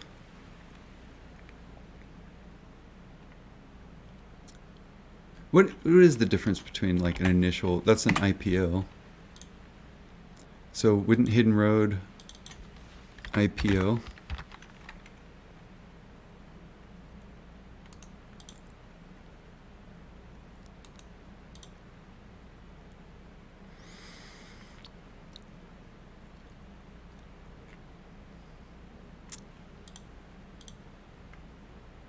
We'll have to get back into that. And so this is the UK, and I may not know all the language they use. I'm used to SEC language and our regulators' language on this. So there's going to be some differences. Like e-money, we don't say e-money, right? So if I might need your help on some of this stuff if you guys know some of these differences. Yes, I lived in Jackson Hole. I actually worked on houses up there for bankers. I mean, $10 million houses. They were actually just art galleries. The bankers of this country moved to Jackson Hole. And that's one of those towns where if you're a server or a bartender or a regular employee with a regular job, it's actually impossible to find housing up there. You got a lot of rich people with $1 million houses, and then the working class is actually can't even afford to live there. So that's I actually this they say Wyoming, and it's probably out of Jackson Hole. I mean, there's the Tetons right there. So that's where the money is. Follow the money. Plans to repeal regulations for European Long-Term Investment Fund. Repeal regulations for the European Long-Term Investment Fund. See, how crazy are these people? Without replacement. They're not even going to replace it. They're just going to get rid of it. This fucking sadistic fuck. This reflects the fact that no LTIFs have been established in the UK, removing unnecessary retained EU law. Established long-term asset fund regime provides a fund structure better suited to the needs of the UK market. Firms have already begun to seek FSA authorization for funds taking advantage of this new structure. Jesus Christ. Publishing the short selling regulation review. Okay, we're going to have to check that one out, aren't we? Let's check that out. Let's check it out. Final report.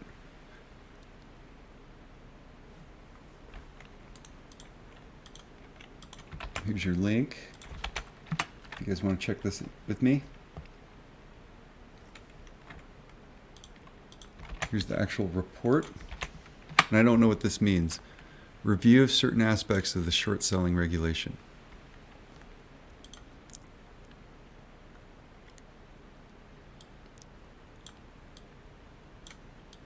When was this? April 2022? Final report proposes targeted amendments to improve its operation focused on clarifying the procedures. See, crypto loves that word, clarifying. That just means they're going to roll back and allow crypto stuff. The procedures for the issuance of short and long-term bans. Intervention powers the prohibition of naked short selling and calculation of net short positions and their publication. So we'll see what they do about naked short selling in here. I'm not trusting these guys, though. Empirical analysis of the impacts of COVID. Review the current framework for the calculation of net short positions. So we're going to see that. NSPs, net short positions, because this is UK language.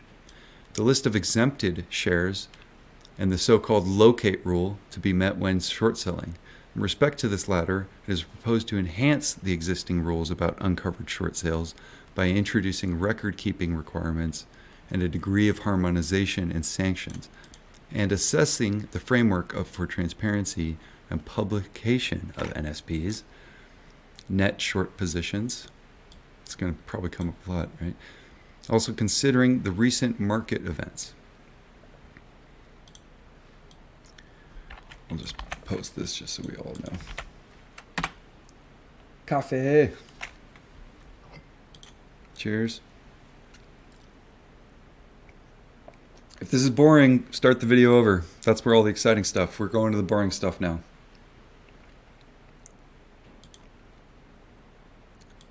Yeah. If you guys just jumped in, if you think this is boring, start it from the beginning. You'll see the exciting stuff and you're going to see why we're doing all this boring stuff. Because we need to.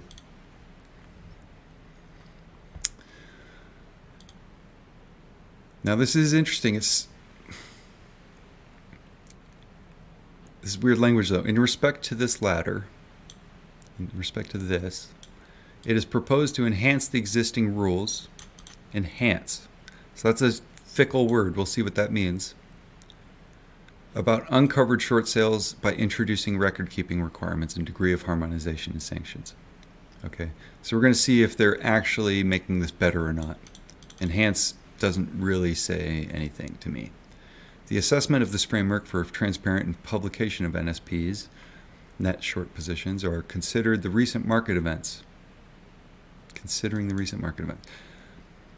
ESMA proposes the introduction of the ESMA centralized system for publication and disclosure to the public of NSPs, an EU-wide obligation for RCAs, and periodically publish aggregated NSPs per issuer, integrating all individual positions reaching or exceeding the notification and publication thresholds. Okay. So who knows? Maybe this is a positive. But also, if they're doing these crypto products and they're bypassing these short selling requirements, is this even going to do anything? Is this just smoke and mirrors? I have so many questions. I really wish there's like some finance lawyers reading this along with us right now. Hey, yeah, smash that like, I guess. I don't really say that stuff. I'm not really an influencer. But if you guys want to, I'm not, that's up to you. That'd be cool. Instead of smashing like, I'd prefer if you just shared this. Actually, if we could just get people to see this, we need people to see this.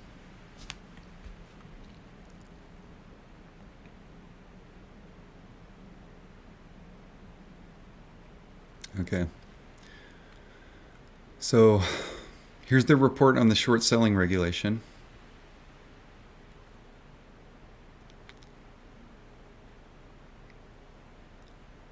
Long-term bans. Introduction, executive summary, assessment and final approach,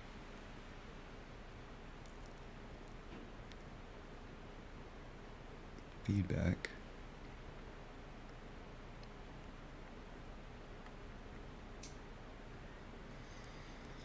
emergency measures. Are they going to roll those back? Short-term bans,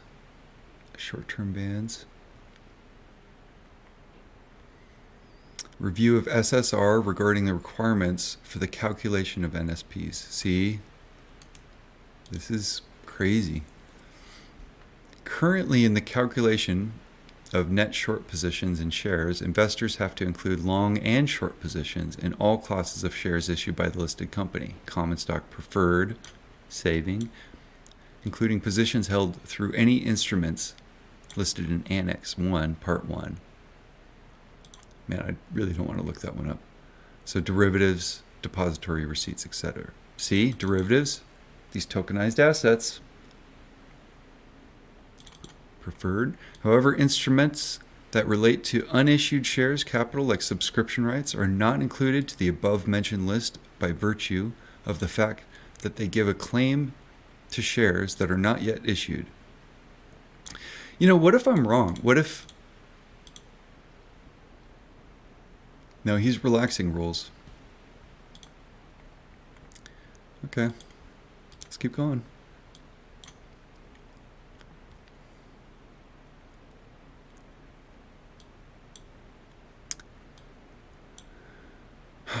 Are not included in the...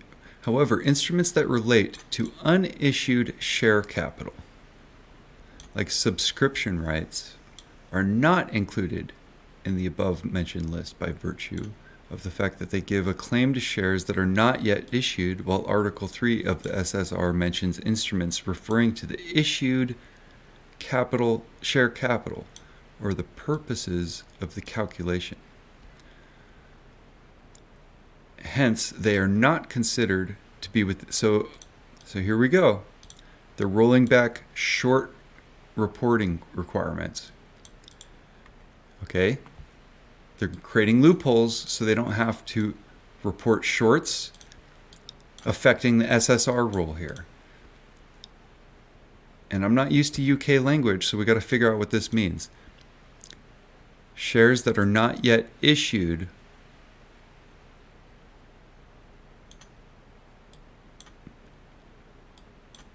instruments that relate to unissued share capital. So how would this work with these digital assets that we're finding? Right? Because it sounds like, from what we're finding, right, like they're making all these fake synthetic counterfeits. So if those are unissued, they don't have to report them. I'm guessing. I'm trying to figure this out, okay? But they're definitely rolling back their short reporting requirements here. ESMA had previously considered whether an amendment to the SSR would be appropriate so as to include subscription rights in the calculations. Firstly, in its 2000 technical advice, the paragraph 40 is highlighted that if an investor has a flat net position composed of a long position in subscription right and a short position in the related shares, he could nevertheless have to report the short reg of his position. Are they going to roll that back? So if you're in neutral position, you don't have to report? When the reporting levels are reached, this could be considered as potentially misleading for both the market and the issuers. Yep, they're going to roll it back. So here we go. They're going to roll back short positions. They got this whole thing about it. Let's try to find maybe just a summary. Man, if that's a summary, that's a long one.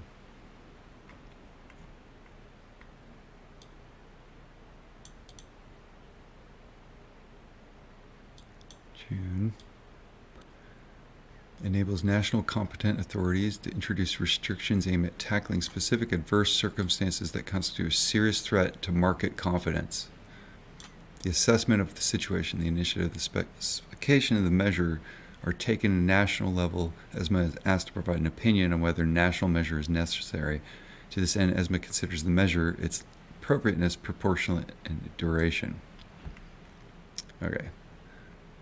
Horrible language. I really can't stand it.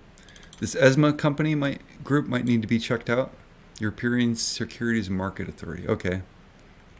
So they're an official. Wonder what if anybody's in the UK and you can check out the members of this market authority and their affiliations along with this guy. It'd be nice to know who's in the FSA right now and their affiliations. We got a Hester. They got theirs, right? We got to find out who these people are.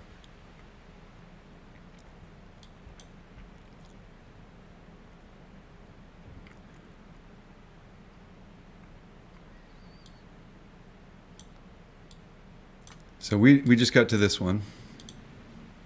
I posted those links. So they rolled back short selling regulation requirements. Publishing PRIPS and UK retail disclosure, right? So disclosure for retail, for us, they want to fuck retail.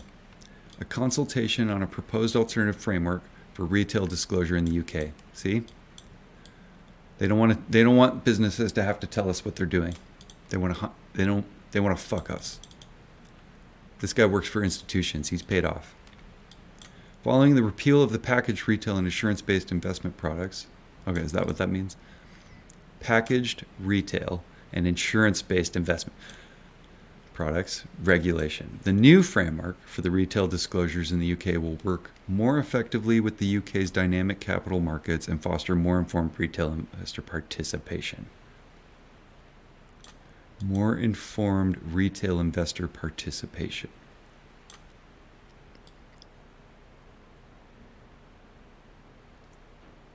I feel like that's worded wrong, or that's highly doubtful. Publishing preps UK disclosure, consultation, proposed alternative framework for retail disclosure. Publishing the information requirements in the payment account regulations consultation, which examines proposals to remove unnecessary customer information requirements related to bank accounts imposed by the EU and the payment accounts regulations. This would reduce unnecessary regulations on banks, freeing them up to better meet the needs of UK customers. Sure, they're going to steal they're going to crash our markets. Okay, and if you guys just join us, we're going to be going through the details of this, which was and if you want to find out why we're doing this, you can start the video from the beginning. This is really, really important.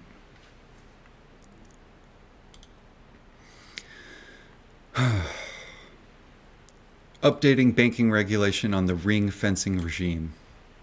So I did a quick search on that.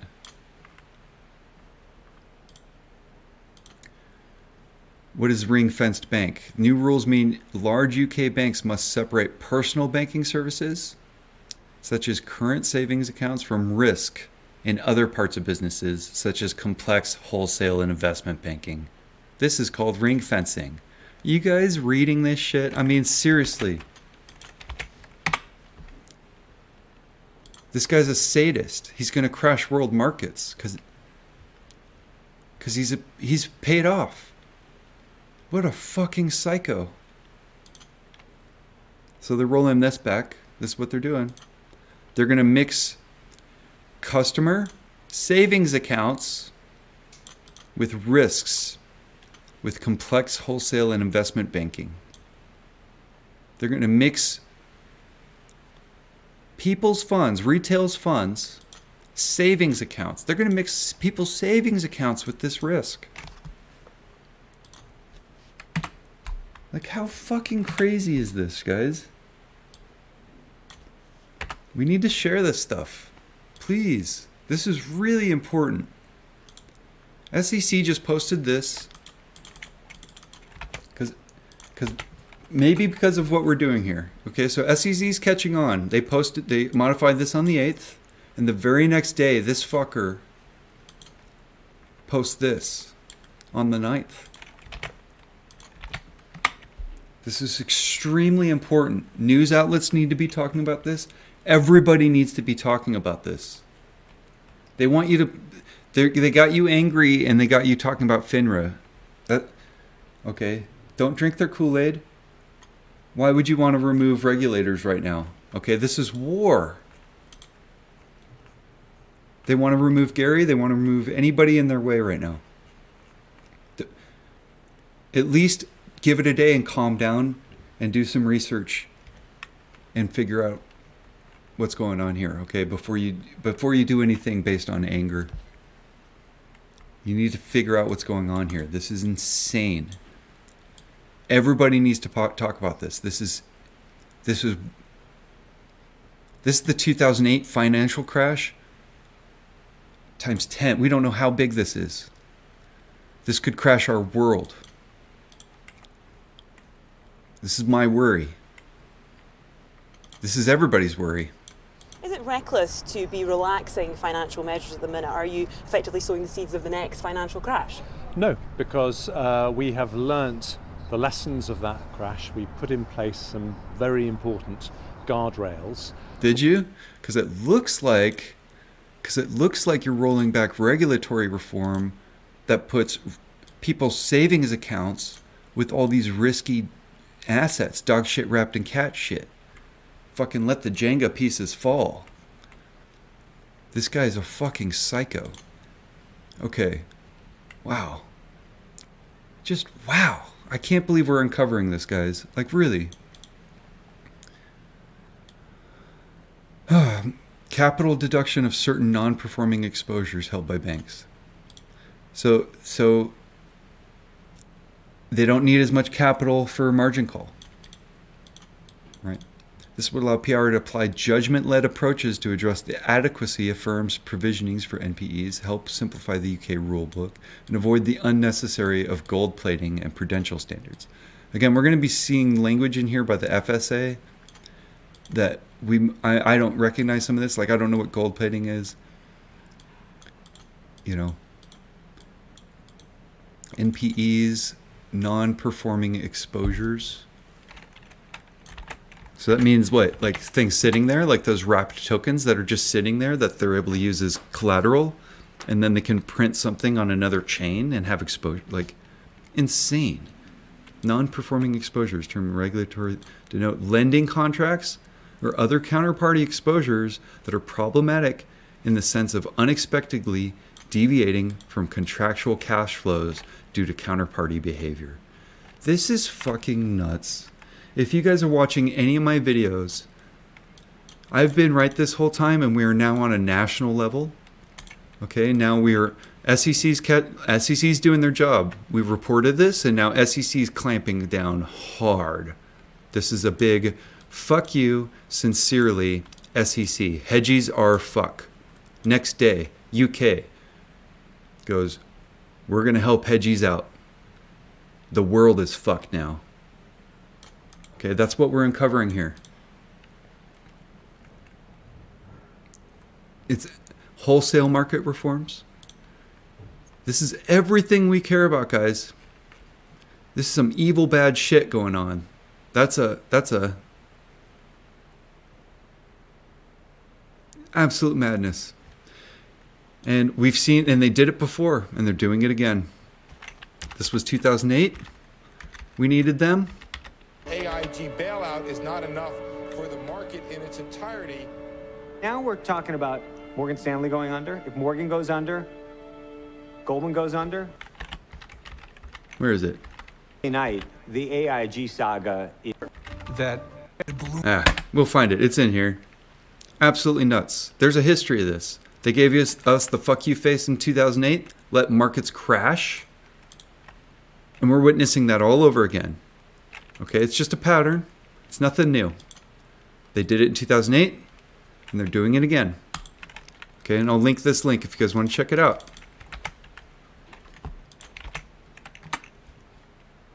Totally got. Thanks for being here.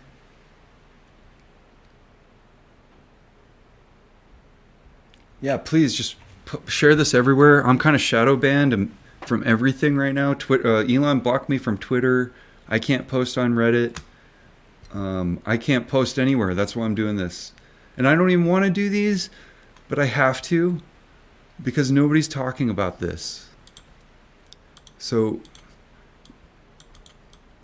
just please share this stuff, guys. We need as many eyes on this stuff as possible. We need to know what's going on here.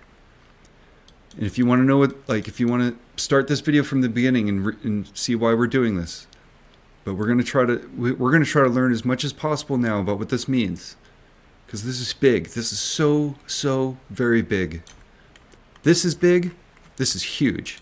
And go Gary, go the SEC, go. Good camera. Oh, battery. Man, I'm just going through those. This is huge. Nobody's ever allowed to talk shit on the SEC again, okay? You're just not. I don't want to see anybody dissing on Gary Gensler. I don't want to see anybody dissing on the SEC. This is huge. Okay? Huge. They need our help. You know who sucks? It's this guy. FSA, UK regulators. They're rolling shit back. SEC does this on one day. They do this on the next. Okay? We need to check this out. They're going to fuck us here. I want to know how they're going to fuck us. So that's what we're going to try to figure some of this out. They're trying to relax referencing rules on some of the banks. Brexit freedoms. These fucking words. Okay. fucking these, I swear. Britain is poised to relax one of the biggest restrictions on the banking sector as part of the Big Bang 2.0. See, I'm not reading the UK news. These are all terms I don't know about yet. We're international now, apes. Long promised liberalization of post-Brexit financial services rule. The ring fencing of banks, that's what we just saw. So mixing people's savings accounts with all this risk. They're just going to crash people's savings. With retail investment arm was introduced after the 2008 financial crash with the aim of reducing risk and preventing banking collapses. Why would you want to roll that back? You know? That's insane. But critics say the rules are inefficient as they require separate pots of capital to absorb potential losses in each part of the bank. Oh, so you just might as well get rid of it, huh? These stupid motherfuckers. Okay.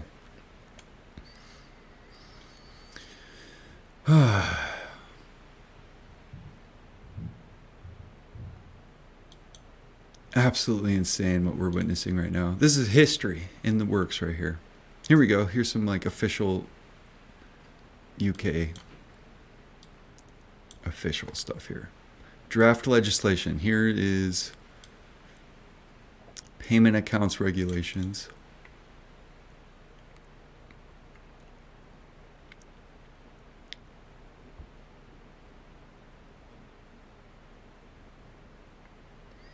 Of course, this is going to be really, we're not going to, I don't even know why I pulled this up. It's going to be so hard to find out.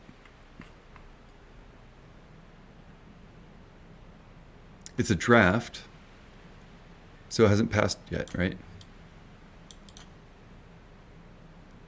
No, I don't know, 2015?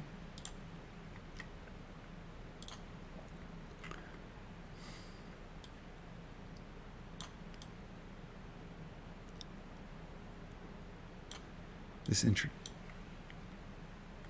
published December 9th. Call for evidence. Short selling regulation regulates the short selling of shares listed on the UK market, including provisions and disclosures of the FCA, they're like the SEC, and the public, a ban on naked short selling, and emergency powers. This regulation was introduced by the European Union and was brought onto the UK statute book following our exit from EU. In implementation, the outcomes of the FRF, the government, will repeal this regulation and replace it with regulatory regime tailored to UK markets. Basically, we are paid off. And we're going to tailor this to the institutions that paid us off. Supporting market integrity and bolstering the competitiveness of UK. They think they're going to get an upper arm on the United States doing all this. They think they're fucking the United States. And they're going to crash the world. They're going to fuck everybody. This call for evidence is the first step in the government's review of short selling as a part of a program to repeal retained EU law in financial services and replace it with regulatory framework tailored to the UK. It seeks views on the current functioning of the regulation and how it might better tailored to UK markets.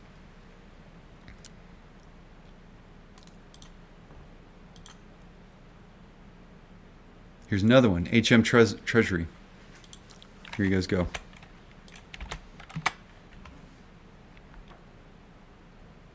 December 2022.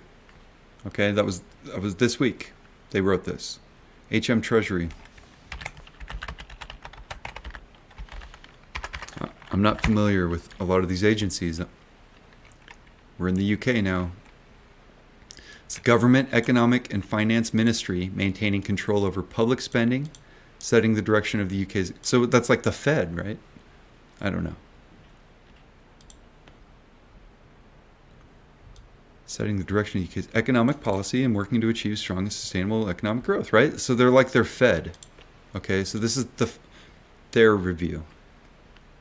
Written this week on short selling that they're going to roll back here.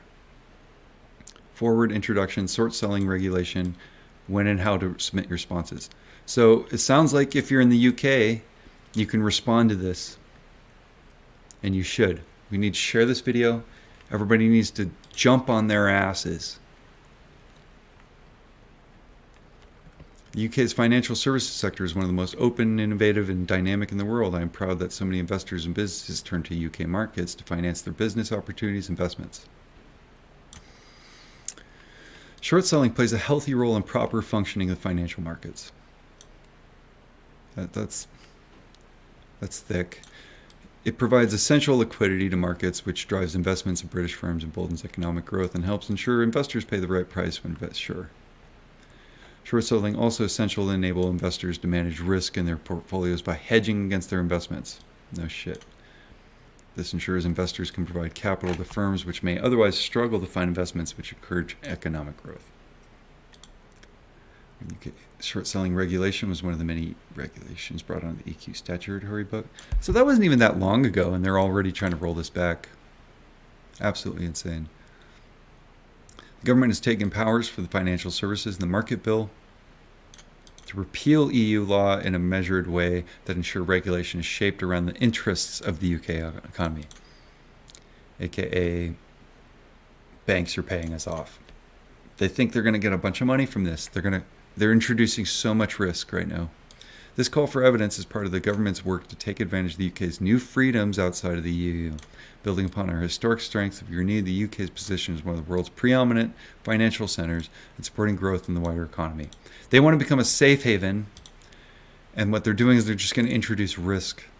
Short selling regulation was introduced in the EU in 2012. 2012, 10 years ago, when we did the Dodd-Frank Act, and was developed out of necessity to reflect and take account of the differing views across the member states. Now we have left the EU, we can design a short selling regulation that is tailored to the needs of UK markets, company and investors. The government recognizes the need for regulations of short selling in a way that supports market integrity and public confidence. However, what do you mean, however? You think we have public confidence in you right now? It is important that we remove any unnecessary burdens which may result from the EU regulation. This call for evidence is the start of the government work to design a short selling regime for the UK which helps deliver strong and sustainable growth. They think they're going to make money.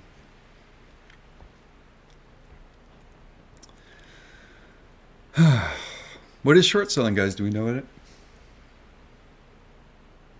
It's a risk. It's a risk. It's a risk to everybody. It's actually a risk to everybody. It's a risk to institutions. It's a risk to retail. It's a risk internationally. Again, even in this Vice video. So it was a shotgun wedding arranged in 2 days. I mean, they talk. And the fact that Bank of America purchased Merrill Lynch took another serious problem off our hands. But Barclays sure seemed very interested and identified the assets that need to be left behind, and I think the banks were largely on board to step up and take it. We were all under the impression that this was going to go through. The heads of the major firms that... Basically, I mean, this is a risk to everybody. You crash the car, if you crash the economy in the market, like, nobody's safe. Nobody. No bank is safe. No institution is safe. No retail is safe. No savings account is safe. No money market funds are safe. We barely got out of 2008. That could have been much, much, much, much, much worse. Okay? Barely got out of that. So nobody is safe. These greedy fuckers are getting paid off to do this, and they might crash our world. Because they're crazy. Okay, so we know what short selling is. The intention is for that short seller to repurchase the security for a lower price at a later date to make a profit after returning the securities to the lender. Did they ever return the securities? Short selling, what if they wrapped them up in all these digital assets now that they're trying to hide over here? That's this risk we're talking about. Short selling can be used as an investment strategy by investors when they believe the security is overpriced and they will therefore fall in price. It can also be used as investors' hedging strategy, manage to reduce the risk of long positions that they hold, including their investments in companies. Short selling therefore plays important.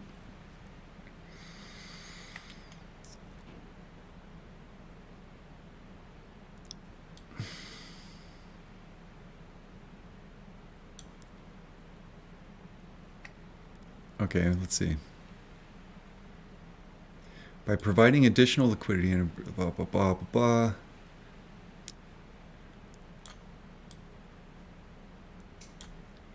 This protects investors by ensuring the securities are not overvalued.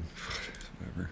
Short selling activities also ensures that research on companies is incorporated into prices by providing information on the robustness of companies' business models and identifying corporate governance issues and potential fraudulent practices or activities. There's been various examples. Short sellers have identified governance issues with firms, regulators, above market participants. Sure. However, there can be risks specifically associated with short selling, principally the losses that short sellers can incur if the price of the shortest security increases rather than fails. We know all about this, huh? Infinite risk if you short something, right? Infinite risk. And they want to introduce this. Okay. No upper bound, making the practice inherently more risky than in traditional investment. Moreover, exceptional periods, markets may not function in an orderly manner, which we're not seeing, are we? In such circumstances, there is a risk that short selling can exacerbate volatility and uncertainty in markets by creating negative feedback loop, and in doing so can undermine market integrity and price discovery. No shit. In some cases, short selling has also been perceived as, whether rightly or wrongly, negatively, as short sellers are seen to profit from falling share prices. Some have raised concerns about the market abuse risks from this context. If market participants somehow seek to drive the price down deliberately alongside taking short positions. The first principle of regulatory regime for short selling, therefore, is facilitating short sellers and the benefits it provides to the orderly and effective functioning of the markets, blah, blah, blah. Regulation. Short selling is regulated in the UK by short selling regulation SSR. Okay, so when they say SSR, it means short selling regulation, right? Because we're in UK now. And if this is boring, guys, start my video over, and it is not boring at all. You'll be here reading along with me, every fucking word. So if you don't know why we're reading this, just start the video from the top. So when they say SSR, it means short selling regulation, not what we know with the, the 10% SSR. What is that? What does that stand for? SSR. Why am I blank right now? I say it all the time. SSR, finance, short sale restriction, because they drop it 10%, they're restricted from shorting it. When the UK says SSR, they mean short selling regulation. This is the UK version of the EU short selling regulation, as incorporated the UK law by the European Union. So they're saying now that they've done Brexit, they're going to pass all these new deregulatory reforms. EU SSR. The SSR applies to short selling of securities that are publicly traded, admitted. Here we go. Publicly traded of securities. So they're going to try to say these digital assets don't count, probably, right? UK sovereignty debt and the use of credit default swaps relating to UK sovereign debt. Yes, accounts for short position being taken through the use of derivatives. Okay, derivatives.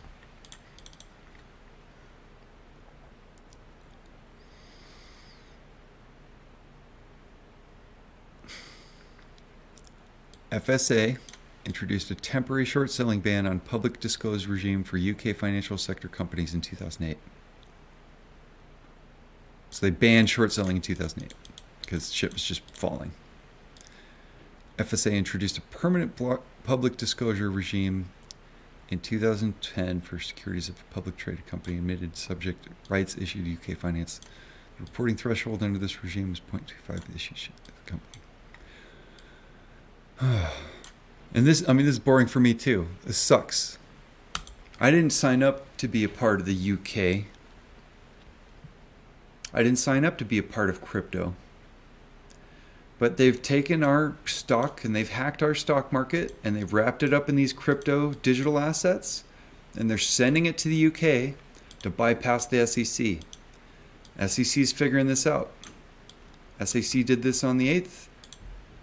UK's passing all this stuff on the 9th.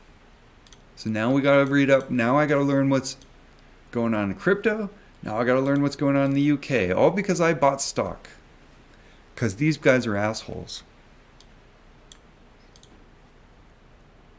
because they hacked our stock market. And now they're trying to allow these instruments to trade in the UK. And they're going to introduce systemic risk in our markets, and they might crash our entire world markets doing this stuff because they're dicks. All major financial services jurisdictions have some form of regulatory regime in the short selling to protect against the risks outlined in this call for evidence. In line with the IOSCO, see, I don't even know what that is. Many of those regimes share features with the SSR, such as restrictions on uncovered short selling, disclosure requirements, and arrangements. Would that just be naked short selling? Uncovered short selling. Restrictions on uncovered. Manager with the risk short selling activities, the power to introduce bans.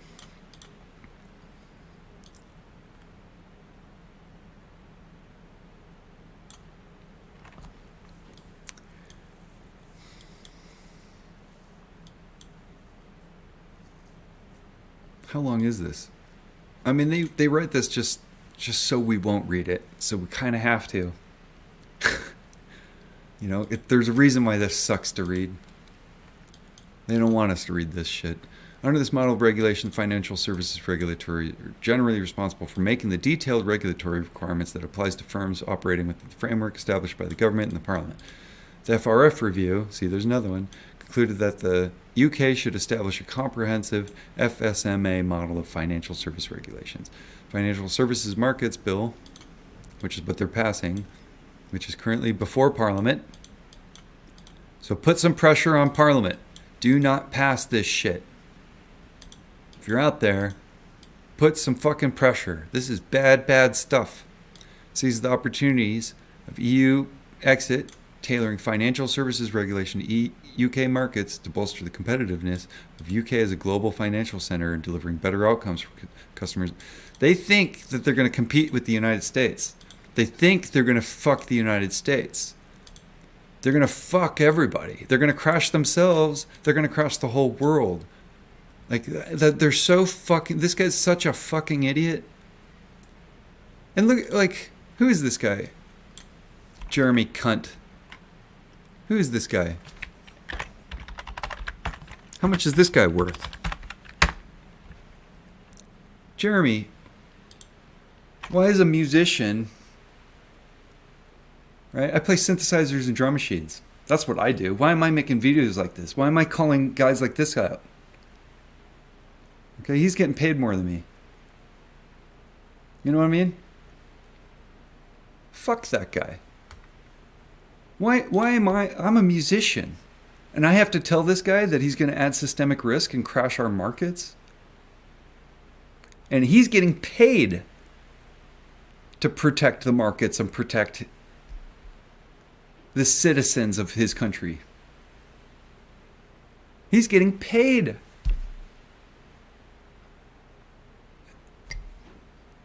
This is unbelievable stuff, guys. This is historic stuff we're seeing. History in the making, live this weekend. Is anybody else talking about this? They should be. You should be talking about this with everybody today. Blast this shit. If you got a channel, blast it. Okay? If you want to take my video, put a little chunks, put it on TikTok, blast this shit. Just make your own little videos, make cartoons, make memes. Let's make some memes. We need to put some pressure on these people. All these people I'm mentioning in this, all the people we've been seeing involved in all this stuff, let's put pressure. They don't like pressure. They get squirmy. They mess up. They say things they weren't supposed to say, and we'll catch them. Okay, put some pressure on these people. Good morning. I don't know if you want to start from the beginning. That's the exciting stuff. Now we're going to read a bunch of fine print because I don't know what they're doing, but we have to find out what they're doing. So the beginning of this video, I'll show you why we need to find out, and then we're just going to spend as long as it needs to today to try to go through all these things. They got like 22 things here they're going to roll back. The government intends to repeal the short selling regulation. This calls for evidence, represents the first step towards replacing retained EU law in this area with regulatory framework specifically tailored to the UK. The government is seeking evidence to help it and understand the views of market participants. Here you go. So if you guys are out there, send some letters in. Right? Who's this? This is the official UK government. So, you know, SEC, we get to send in comments. So it sounds like they're seeking evidence to help it understand the views of market participants towards the practice of short selling and whether and how practices should be best regulated. So get on them. The response to this call for evidence will inform considerations as the appropriate framework for regulation of short selling. So, you know, maybe show them some of this stuff we're finding and show them the risk with crypto, and maybe show them how this might crash our markets and how they might be hiding our failure to delivers or whatever. They may mismark swaps and hide risk in these, and they might just be dumping it on them. Okay? If you have, you know, report this stuff. We need as much attention on this stuff as possible. As outlined above, the review for SSR intends short sales regulation intends to ensure that the UK's approach for regulating the short selling of shares admitted to trading reflects the specificities of UK markets, continuing to facilitate the benefits of short selling, whilst also protecting market participants and support market integrity.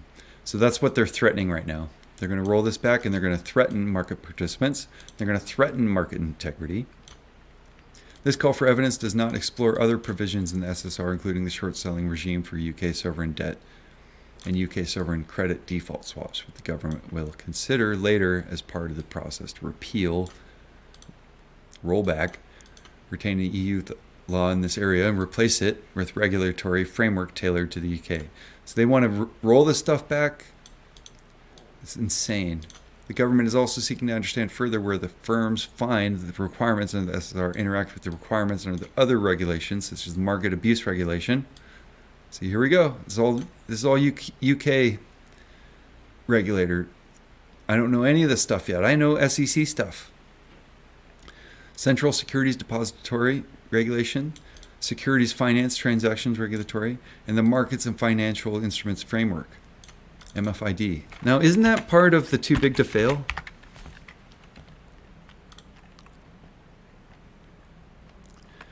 European regulation that increases the transparency across European Union's financial markets and standardizes the regulatory disclosures required for firms operating in the European Union.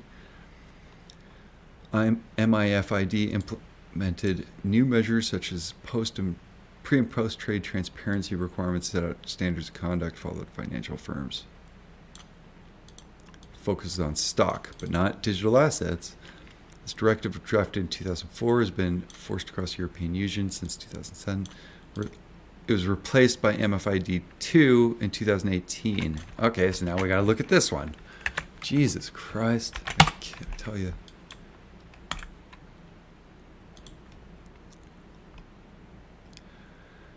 January 3rd, 2018, this legislative framework strengthens the investor protection and improves functioning of financial markets, making them more efficient, resilient. See, I don't even know what to believe anymore because they'll say something and then do the opposite. Has been applicable across the European Union since 2007. Conduct business.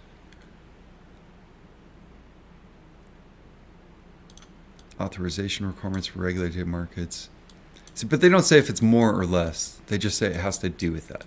Regulatory reporting to avoid market abuse. Trade transparency obligation for shares. So they want to, what? Reform market abuse regulations? Conduct of business and organizational requirements. They want to roll that back. Trade transparency obligations for shares. Obligations for shares. And rules on the admission of financial instruments trading. Unbelievable.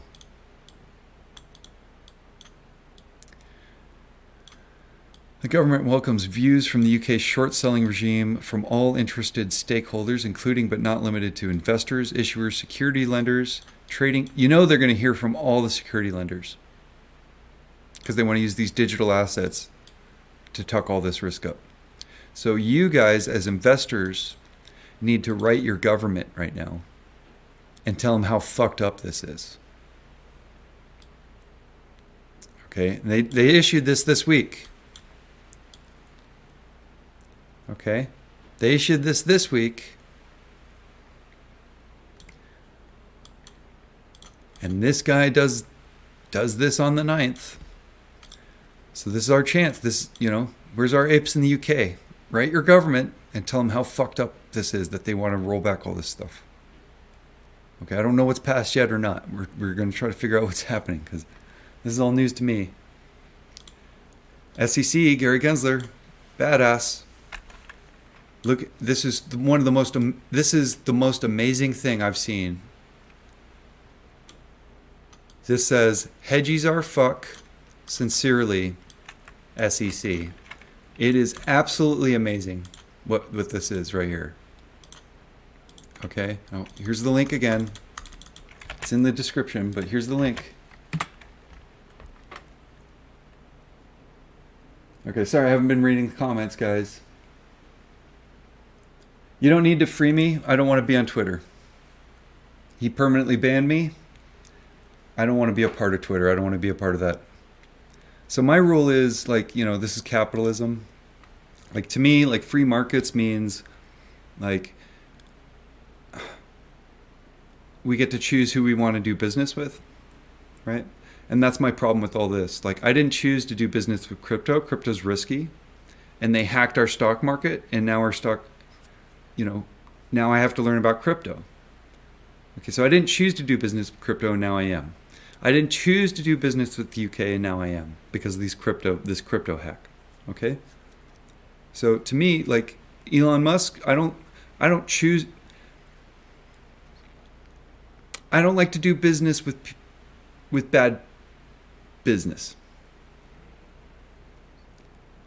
So if that's the way he's going to run Twitter, and if that's what that is, I don't want to be a part of that. I don't want to support that. They make money off of us. Okay, Instanet, Citadel, they comb those, and they directly and indirectly make money off of that with their AI and their and stock market and these instruments. So I refuse to support that business, and I refuse to do business with them. Okay? He permanently banned me. That's on him now.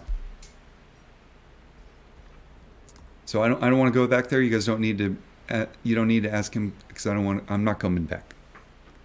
Twitter's dead to me. It's dead. In fact, he might run it to the ground to start Web3. We don't know yet. For these digital asset things, people have big plans with these digital assets. They're going to try to protect them with their life. Okay, and if we're right, if they hacked our stock market, that means crypto's dead. Okay, that's a big threat to them. Okay, they're going to fight that with their life. So I don't know how involved Elon is. I don't. But personally, I just don't like him, and I don't like the way he runs that business, and I'm not going to be a part of that. I'm not going to support that. They're not going to make money off of me. I don't do business with people I don't like. I don't like brokers. I'm not doing business with brokers. I do DRS. Because brokers fucked up. That's what happens. You do bad business, you lose my business. That's just capitalism. Capitalism 101. Yeah, YouTube for the win. Really. YouTube's the only place where I can get this stuff out. I don't have enough karma for Reddit. And Reddit's weird anyway. They got the mods. You're not allowed to say things. What the fuck is that? Free speech, my ass. I got banned from Twitter permanently. No explanation. Twitter's winning, or YouTube's winning right now. And we know if we get banned from places, Gangnam style, they're never going to get rid of that. That's our backup plan. If Reddit goes down, Twitter goes down, I'll see you guys on Gangnam. But I should try to read you guys. Thanks for being here with me. Bigums is in here. Go Bigums. Audio Erotic's in here. Thanks for the tip, Audio Erotic. We wouldn't be here if Audio Erotic didn't put that tip the other day on Citadel's new crypto exchange. That's how I got in. So we're finding these guys. FTX AMC tokens were migrated to a private crypto dark pool on the 17th. Yeah, if we can find more info on that, that'd be great. This infamous ledger blockchain that's supposed to solve everything. So, I mean, I'm finding out, blockchain could be good, ledgers, crypto bad, blockchain good, crypto bad. We don't necessarily need both. And one of my worries with blockchain and public ledger, so we don't like payment for order flow, right? And there's two sides of that. One is they're routing our orders to dark pools. Okay, that sucks. That's manipulating price and price discovery. That's manipulating markets. The other side of payment for order flow is the Blanc brothers, the Gary Gensler video. When he talks about the Blanc brothers, the cyber attack. So they're paying for order flow so they know where orders are going before everybody else does. That's gaming and rigging the market. That's a cyber attack on markets. So the very, very first cyber attack in history of man was the Blanc brothers. And they paid for market order data and rigged and gamed the market before everybody else could put their orders in. So we're seeing both of those. Like, not only are they manipulating prices by ordering or routing orders off lit exchange, but they know where stuff's going. And when you mix that with AI, because that's what Citadel is, you're going to get that. And so public ledger, let's think about this. Blockchain is public order flow data. So they may not be able to route orders like they did, like to dark pools, but now it's public data. So they don't need to pay for it. It's free. And they could still use their AI to grab all that data and game our market and rig our market with AI. We can't do that. I don't have a supercomputer with AI that can go through the public blockchain ledger on all these crypto products and game the market like that. They can. So if we make it public, a public ledger for them, we just made it free. They don't. So, like, let's say Gary Gensler bans payment for order flow, right? They won't be able to route our orders to the dark pools, right? Maybe. But with these crypto products, they're going to have a public ledger and they're going to be able to put their AI on it and they're going to know where everybody's trading. So you could say, it's transparent, but you could also say it's transparent. Like, I don't have a supercomputer to comb all that data and rig the market. These guys would love that. They would love a public ledger. Okay? So nobody really talks about that.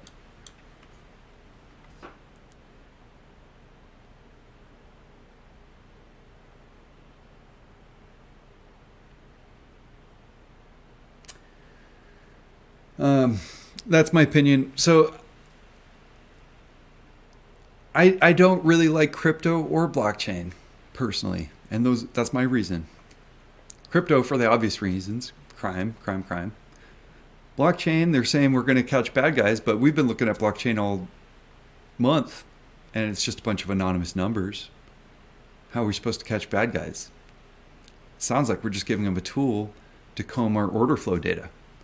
And they can just pump that in their AI and rig and hack crypto and stock. This is a cyber attack. That's what this is. A public ledger just allows cyber attacks.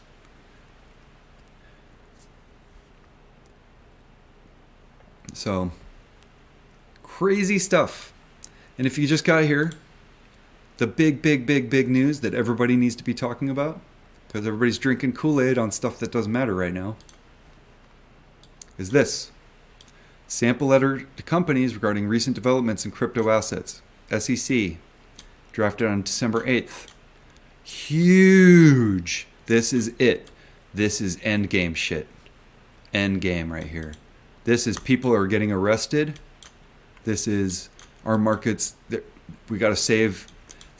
We don't want to crash like 2008, and we need to crack down on this shit.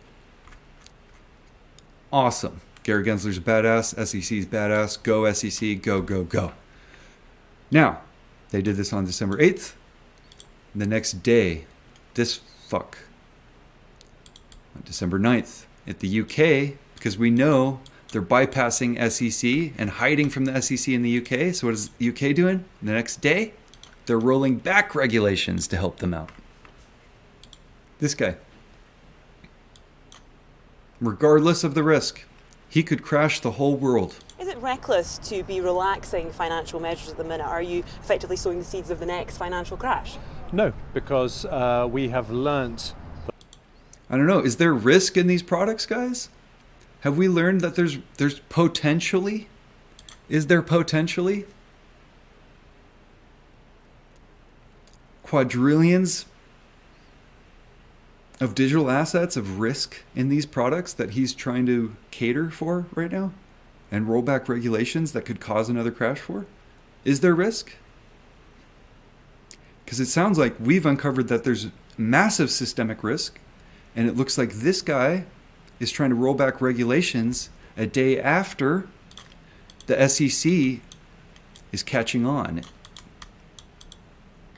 So this is the most important thing that needs to be talked about today on every news outlet, on every social media platform. This is the most important thing happening in the world today. I could be wrong, but am I? This is huge. We haven't seen anything like this since 2008.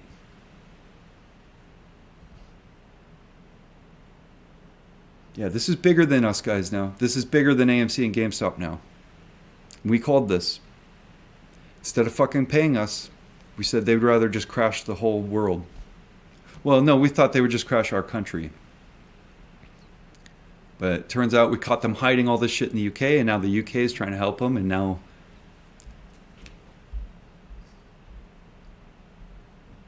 I mean, SEC is going after them. If it was just here, you know, we could probably stop it. But it looks like these guys are actually catering to them still. Okay, they got a bunch of Hesters in there. This could crash our world. And this guy knows it. Everybody knows it. Is it reckless to be relaxing financial measures at the minute? Are you effectively sowing the seeds of the next financial crash? No. What an idiot. What an idiot. Put pressure on this guy. Because the UK is asking for feedback. I think your government's asking for feedback. Short selling regulation review, HM Treasury. Okay. I don't even know. Is that the one actually? This is insane, guys. This is first I'm waking up, I'm like, this is amazing, awesome news. I see this last night. So I'm super stoked. I'm trying to share it with you guys. But of course you guys are still trying to sign petitions to remove Gary Gensler and FINRA people because you're drinking Kool-Aid. Because, you know, it's smoke and mirrors. Get you guys angry? Feelings and anger. Look over here. Well, they're doing this stuff over here. Okay? This is awesome. SEC's on it. This is huge. So cool. So I see that last night. I'm super excited. What do I find this morning? I find this guy in the UK doing the exact opposite the next day. Really? Citadel Shell Company's tied to him? Call it out. Report it. Report it to American authorities. Report it to UK authorities right now. If you have that, do it. Chris, thank you. Just if you have that, report it.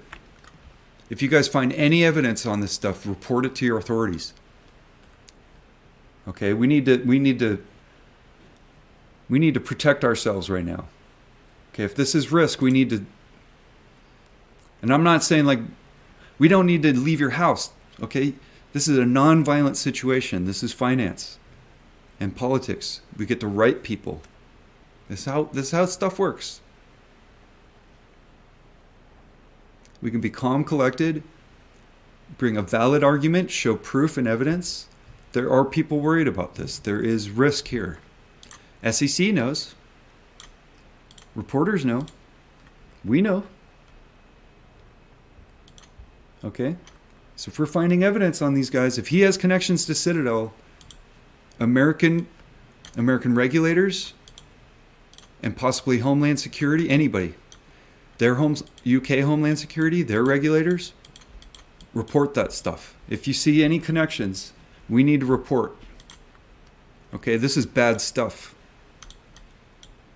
This is bad, bad, bad. This is 2008, but bigger. And it's knowingly, like, this is bad. SEC, good. Next day, UK, bad. Bad, UK. This guy.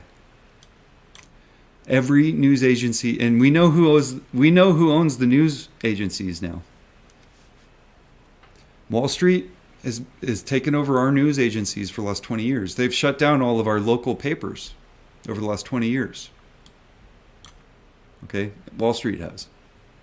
So if you don't see this in the news today, you'll know why. Because they're all getting into digital assets. Sending them to the UK out of SEC jurisdiction, and now they got the UK, they paid off the UK, and now they're going to roll back regulations. And then they're going to crash the whole fucking world. And if newspapers aren't talking about this, find out who owns them. If you're reach out to newspapers, and if they're unreceptive, find out who owns them. Find a competitor, reach out to them and tell them about that newspaper. We put pressure everywhere you can, and do it now. It's Sunday. Put pressure on these people. Okay? The Blockchain 8. Blockchain 8. These guys are paid off. Four Republicans, 4 Democrats. Here's their letter to Gary Gensler telling him to stay away from crypto, stay away from FTX. These are the guys that are trying to remove Gary Gensler right now. Okay, that petition. Look at this. Tom Emmer, Richie Torres. You're going to see these guys. Put pressure on these guys. These are bad people right here. Those are bad guys. Okay? They are not in the best interest of the safety of this country or the safety of retail. Okay, they're paid off by institutions, and they're helping institutions do bad things with our money. So put pressure on these people. In writing. Okay? I don't want to see anybody, and keep your anger contained. I'm seeing some really weird anger posts, and I feel like that's bot infusion from Instanet and Citadel. Okay, they want to trigger your anger. Keep that contained. Make a cup of coffee. I got music. Listen to some music. If you play music, that's really good for you. It'll help you. Okay? Keep it contained. Keep it organized. You don't want to scare the people that you need to get this to. We need to tell them in an informed fashion. Okay? We can do this.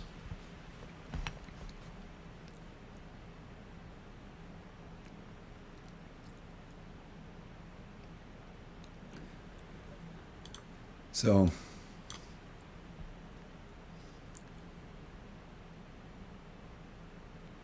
anyway, man, I've just been rambling. I gotta calm down now. Everybody doing okay? It's 8:14 a.m. I guess we can let's keep going through and finding out what they're doing here.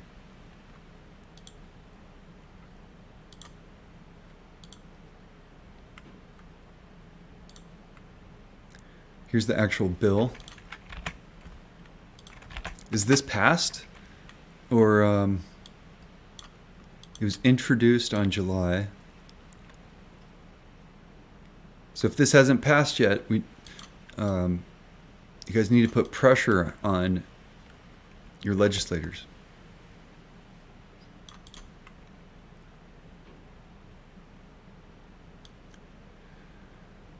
Because now that they did Brexit, they're using that as an excuse to roll back all these regulations.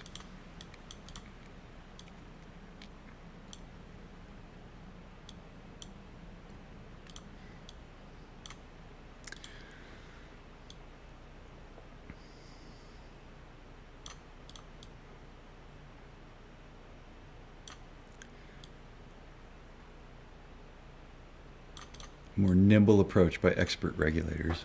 Yeah.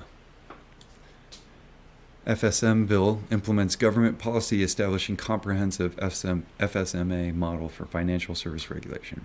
Be accomplished by bringing some areas currently covered, transferring responsibility, making detailed rules to the regulators, strengthening Parliament's oversight of regulators.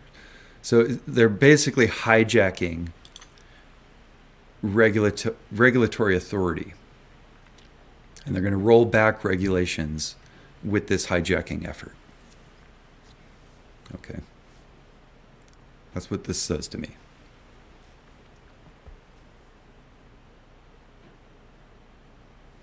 Yeah, right here. That's the letter. Dear Gary Gensler, March 16th. They tell him to fuck off. They tell him, don't touch our crypto, don't touch FTX. Did they even mention FTX in here? No.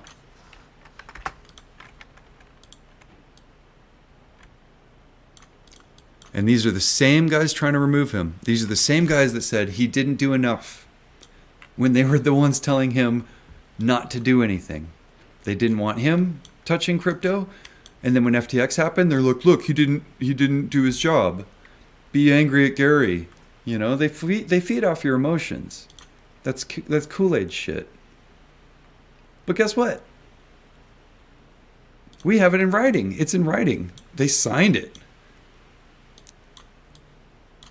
Congress of the United States. That's why our country rocks. Everything's transparent here. They have to post this on the public.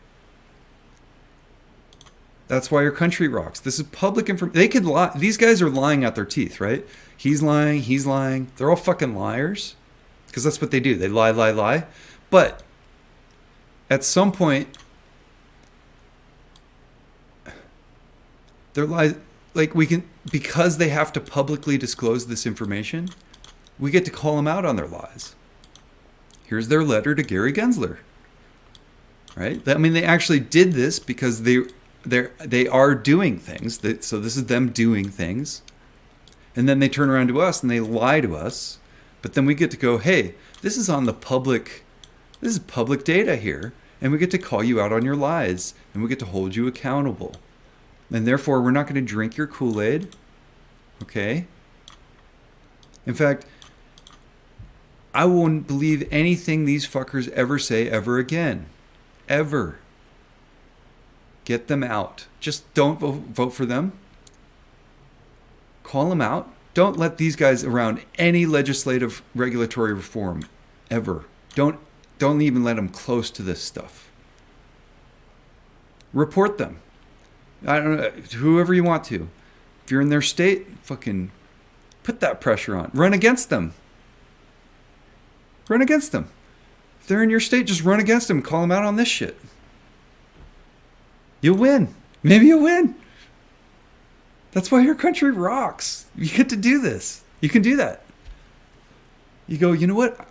Fuck this guy. I'm going to run against him. I'm going to call him out for all of his lies. And I'm going to post this letter, and you can prove it. And then you're gonna win all the votes because they're a liar. They're lying liars. I mean, that's how this works. We got them too. I mean, they're half Republican, half Democrats, right? And there's really good people up there too. These people aren't them. These are bad people. We need to get rid of them. They don't belong in our government. We caught them lying, and we need to get them out. It's our job to hold them responsible. It's our job not to vote for them. It's our job to share this information today and talk about it with everybody. It's our job to talk to newspapers and your neighbors and your mom and your dad and your brothers and your sisters.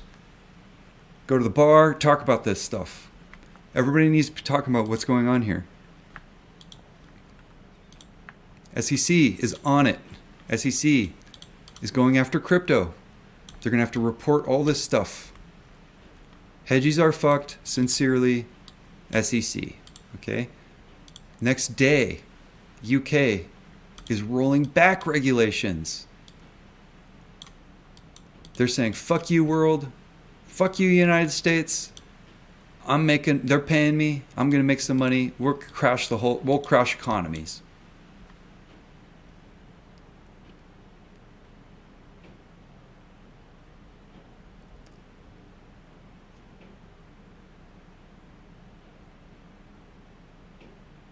And you know, and be careful with this both sidisms path. Okay, libertarians are running on that. So they're extremist deregulators. They fund Hester Pierce, and we got to see if there's any libertarian affiliations with those ex-CFTC members, Heath Tarbert, Brian Quintens. We need to see if there's any libertarian affiliations with them. But the libertarian movement runs off the both sides argument. So when I see people go, both sides are just as corrupt, that's libertarians.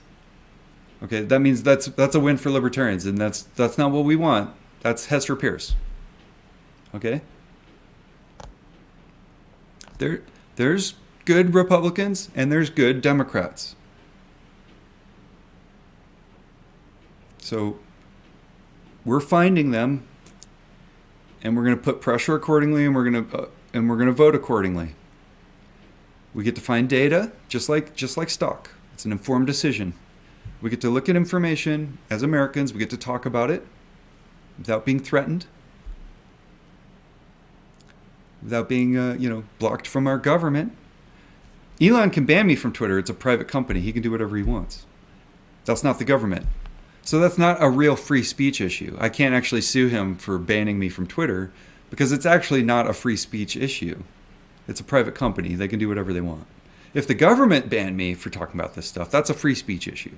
That's actual free speech. And it's really dangerous. It's dangerous to misuse this important language improperly. Okay? Saying the Twitter thing's a free speech issue, that's dangerous because it isn't actually a free speech issue because it's not the government. Right? He can ban me.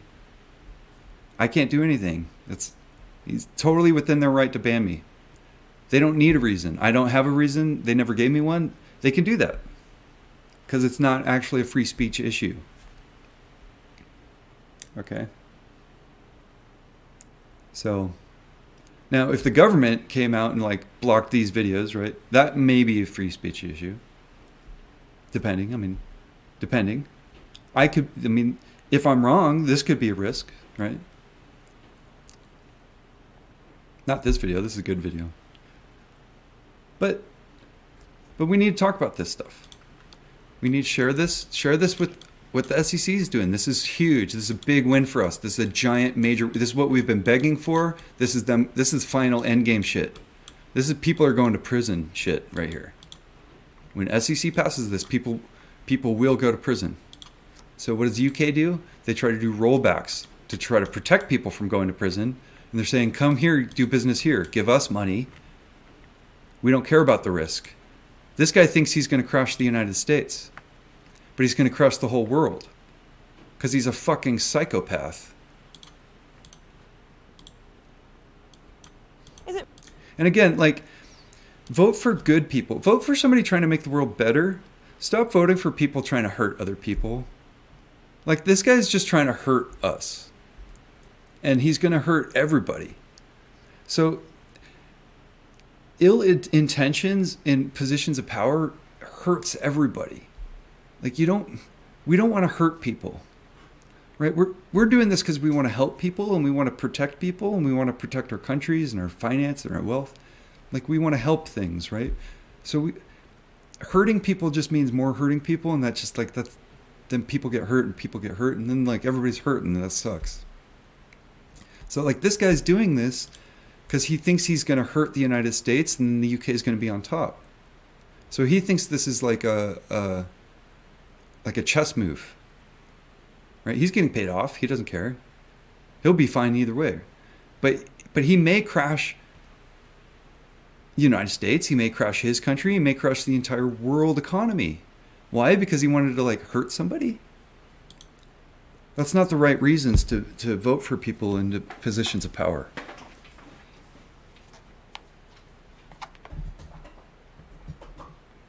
And don't hold hurting people with holding people accountable. Those are two separate things.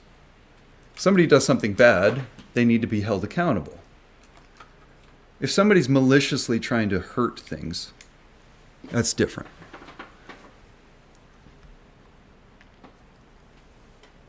So, anyway, let's. Okay, so here's the bill. Last updated on the 9th, right? Because he did that thing.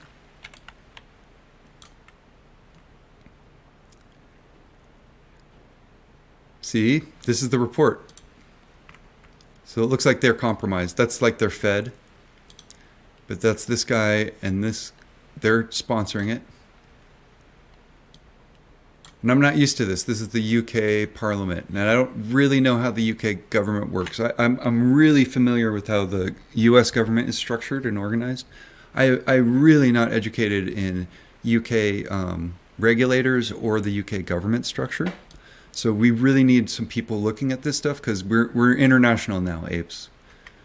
Bills started, first reading, second reading, committee stage, report stage, third reading. Now it's in the House of Lords. It's done the first reading. They're in the second reading. Are these guys live? Final stages.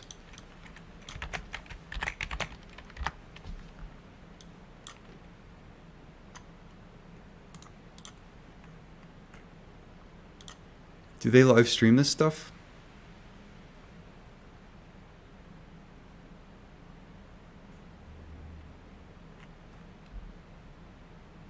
UK Parliament?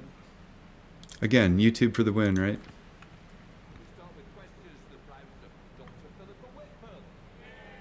Oh God, I love how they sound. Let's see. PMQs.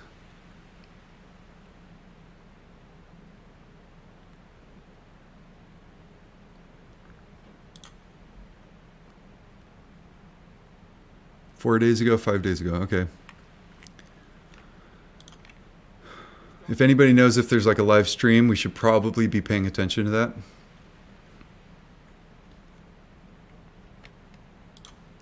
Because they're on their second reading in the House of Lords.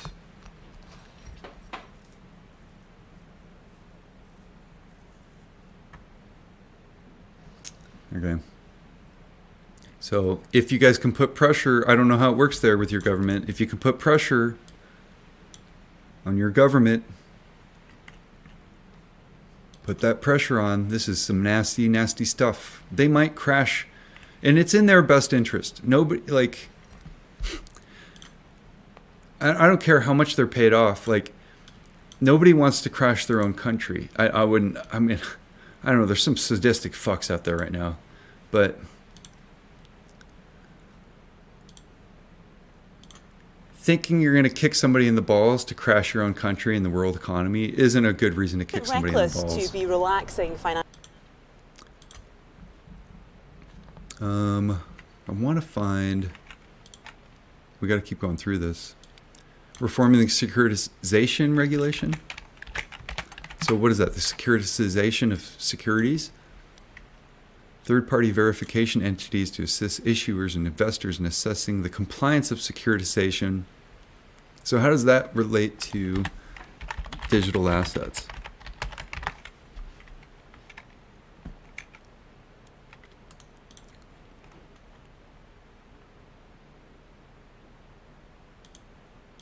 Here's one on the SEC. Because that's what they did to our stock, isn't it?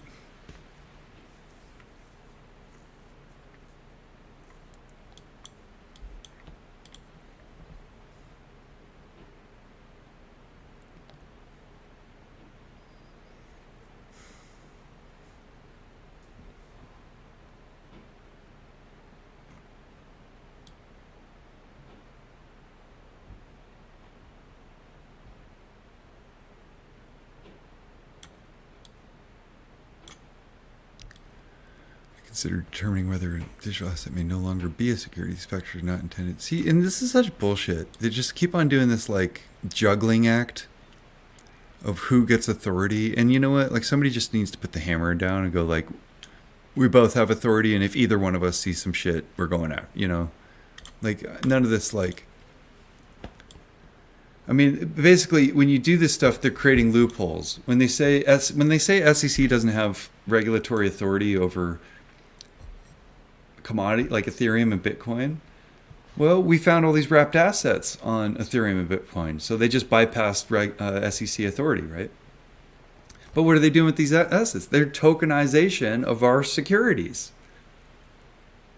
So how does the SEC not have authority over that? You know what I mean? They're loopholing their way around regulators by saying SEC can do this and the CFTC can do this. It's like, no, are they even different anymore? Really? Like if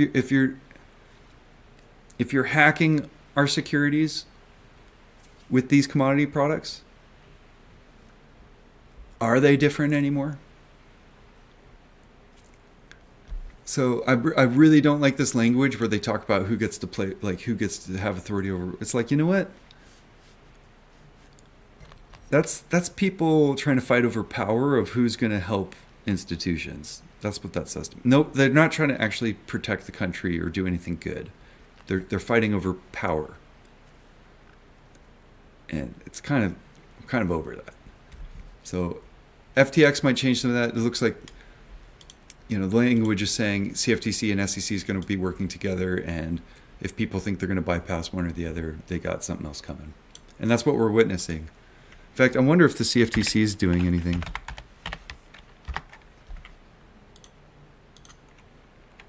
You guys think the CFTC issued anything?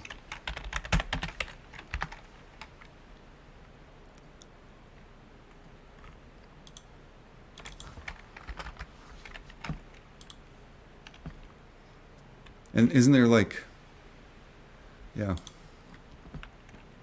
If the SEC wrote this on the 8th, there might be other agencies that are working along with the SEC and also uploading. Ooh. Yeah, okay. LedgerX withdrawals clearing application. I couldn't quite figure out this. They asked for permission in December 2021, and it was never addressed, and now they're retracting the application. And that was November 14th.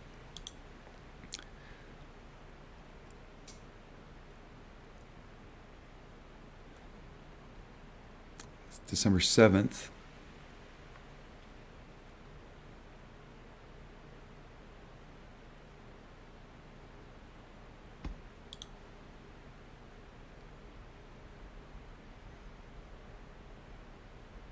So it sounds like it's the Agricultural Advisory Committee. It's 3 weeks ago. They haven't done a live stream for a year, maybe because of COVID.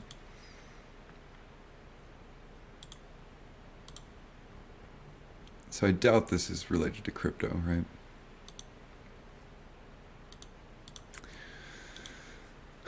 So I don't see anything on their website yet,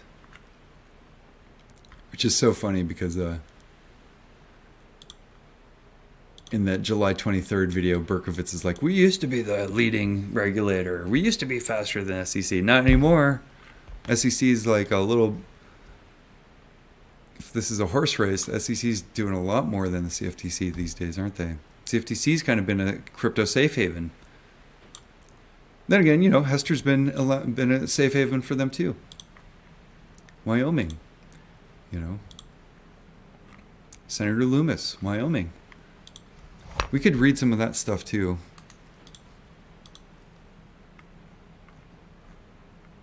Because there's public statement on that. Submitted public comments. Why does it keep going to this?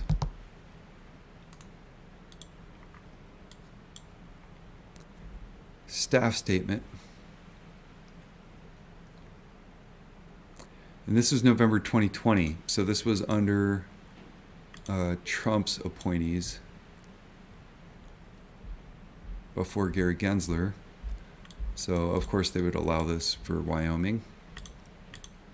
And we don't know the connections to the Libertarian Party, right? Because the Libertarian Party kind of inserted themselves in the previous administration.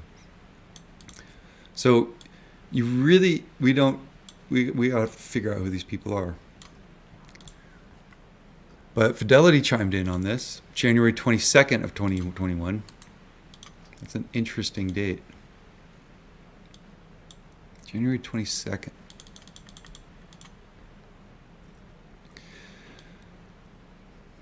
Provide comments for Security Exchange. See, New York State Limited Liability Trust Company. If it's with the New York State, they don't have to report this shit to the SEC. And then with TCIAP, do I have that open still?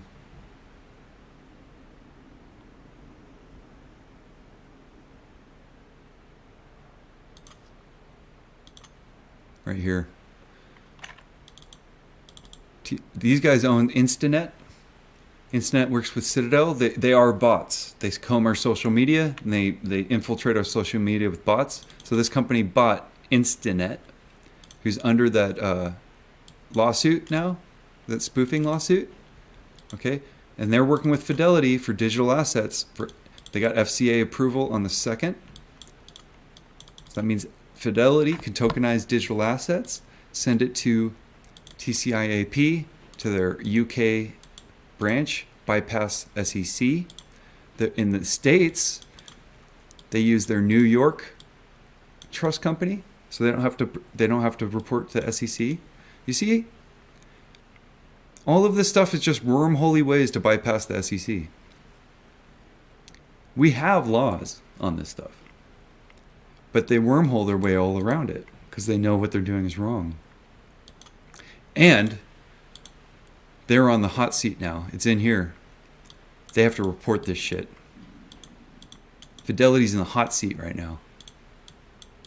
They are sweating it. This is like one of the most amazing things we've seen in 2 years right here.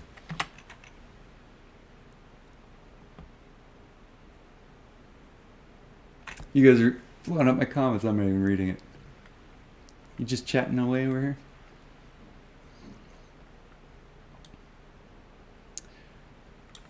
I'm just chatting. Really, I'm just killing time. If anybody wants to see this, this is huge. Huge with a Y.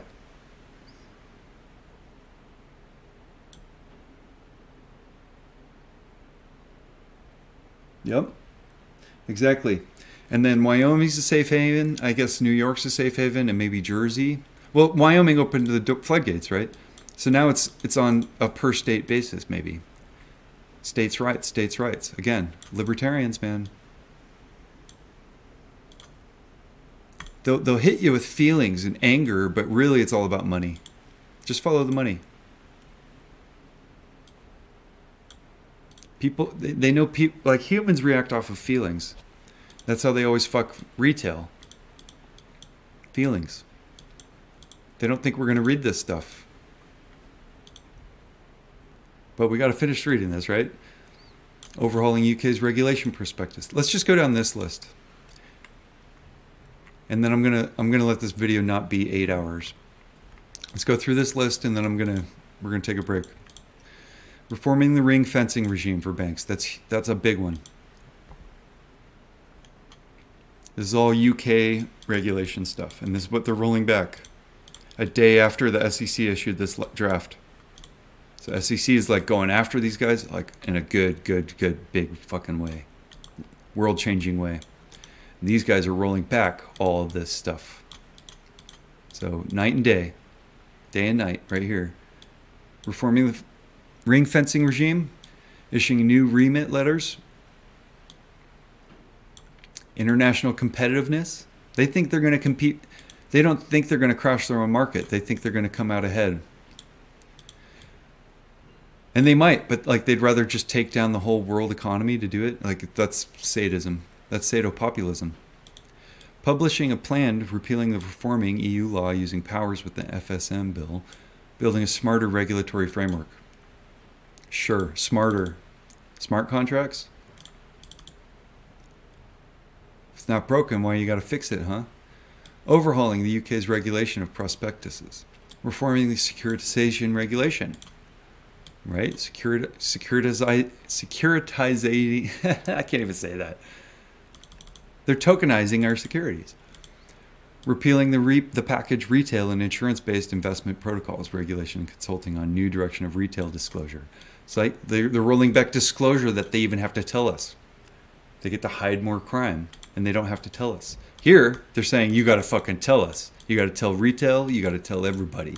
And if you don't, you're going to prison. Here, they're like, you don't have to tell anybody. Just insert risk into our markets. Intended to repeal the EU legislation on European long-term investment fund, reflecting that the new UK long-term investment provides better fund structure of the UK market. Better. Make it better. What a word there. Better.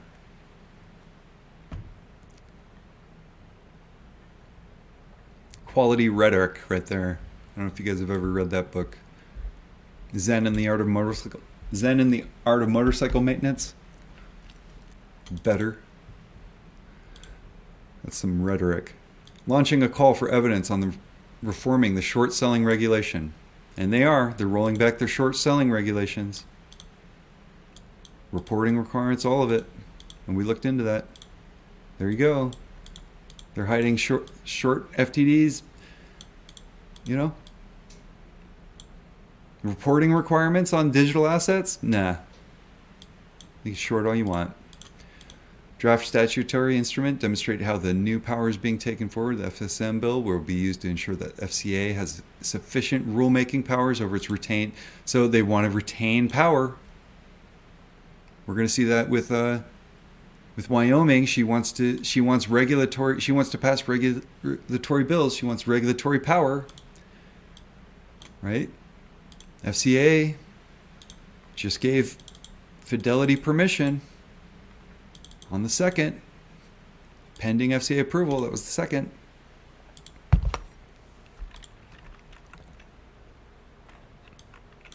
Where are we?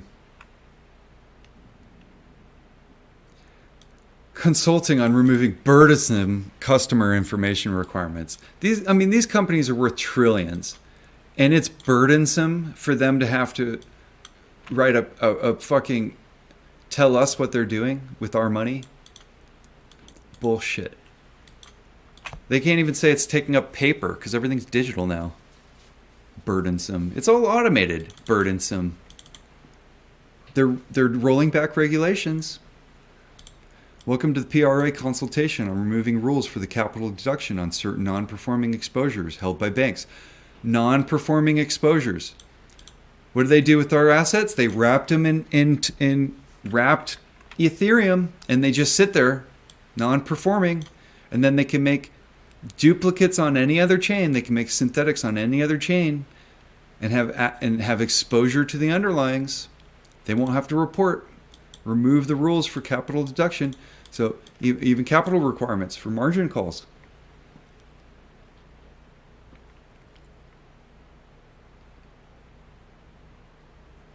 Okay. Bringing forward secondary legislation. We don't know what's going to happen. I'm never selling, but we don't know what's going to happen. This is war. This requires action. We need to bring attention to this. Okay, tell your friends, tell your news organizations, tell your legislators, put them on pressure, call them out. This is an active session. The game is active.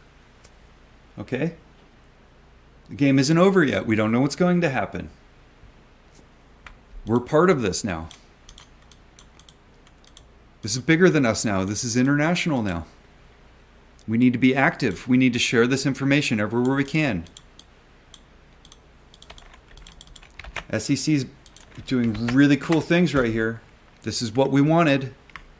They caught the bad guys, and if they catch Fidelity lying about any of this stuff, people are going to prison.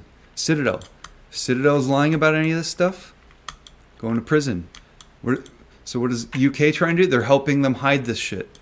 They're helping them bypass the SEC. They're helping them hide this stuff. But the thing is, Citadel doesn't know what the SEC. They might have an inside person, like espionage shit. But bad players don't know what these SEC knows. Bad players don't know what Department of Homeland Security knows. Okay, we're playing a game of bluffing now. Okay, SEC saying you have to report all this stuff. And you have to be truthful. And if you're not truthful, there's going to be consequences. So institutions don't know. They're in a rock and a hard spot. If they lie, and if they don't know what people know, if they lie, they'll be in big trouble. Okay, this is really big stuff. This is endgame. This is going to get people in prison. But it's not game over. SEC does this one day. On the 8th, next day, UK does this, the exact opposite. Okay, so UK's helping them. SEC's going after them, UK's helping them. Safe haven. Money. Money's powerful. Money's very powerful.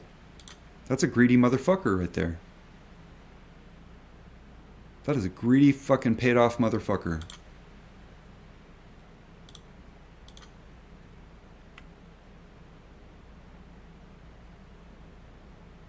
And this has been on since July. Where's everybody? How come nobody's been talking about this? How come I'm finding about this now? It's December. Nobody's talking about the right things ever. That's why I have to. I'm a musician. I'm making these videos because nobody else is. It's pissing me off. You guys are pissing me off. I love you, but you're pissing me off. Nobody's talking about the right things. Stay focused.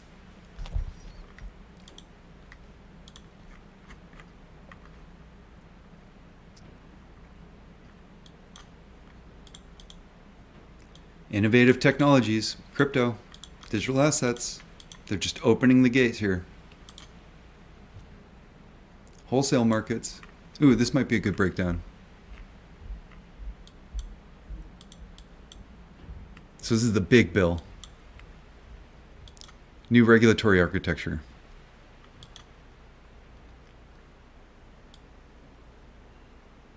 Revoke most of the financial service. Statutory instruments that are amended. Onshoring process. Oh my God. Are you guys reading this? Onshoring? You know? Take Fidelity in New York. Onshore it to the UK. Tokenize it. Onshore it.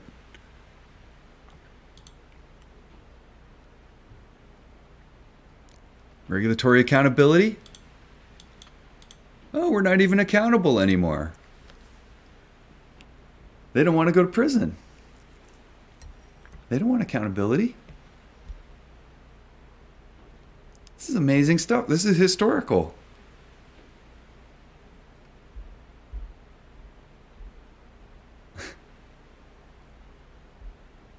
What? Like, why are you guys arguing about that stuff? That's nothing. That's nothing now. They got you guys bickering about nothing. Like, nothing burgers. This is important. Focus on this. I don't want to hear this bickering about stuff that doesn't matter anymore. This is important. Pay attention to this. Share this. I'm sorry, guys, but you're pissing me off with their Kool-Aid. Stop bickering about stuff that doesn't matter. This matters. We need to talk about this. If you're talking about stuff in my comments, you need to talk about this. This is important. Share this everywhere. Share this on Twitter, on Facebook, TikTok, everywhere. At your bar, at your coffee shop, to your baristas, to your friends, people you care about. Share this. This is important. This is happening right now. December 8th. This is amazing. This is huge. I jumped for joy when I was reading this. This is so fucking huge. And we don't know if we caused this. This could have been because of apes. This is probably because of us. We don't even know if it's because of my channel. Maybe they watched my channel, guys. Maybe we're doing this. We're changing history right here. Do you realize that? This is important. Pay attention. Stay focused and pay attention to things that matter here. This matters.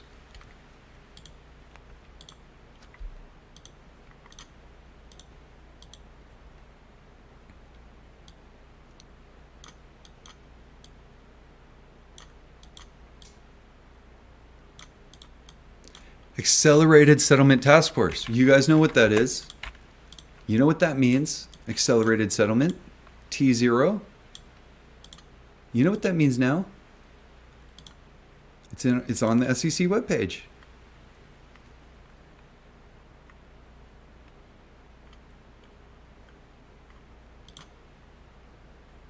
It's on FinHub. Where is it?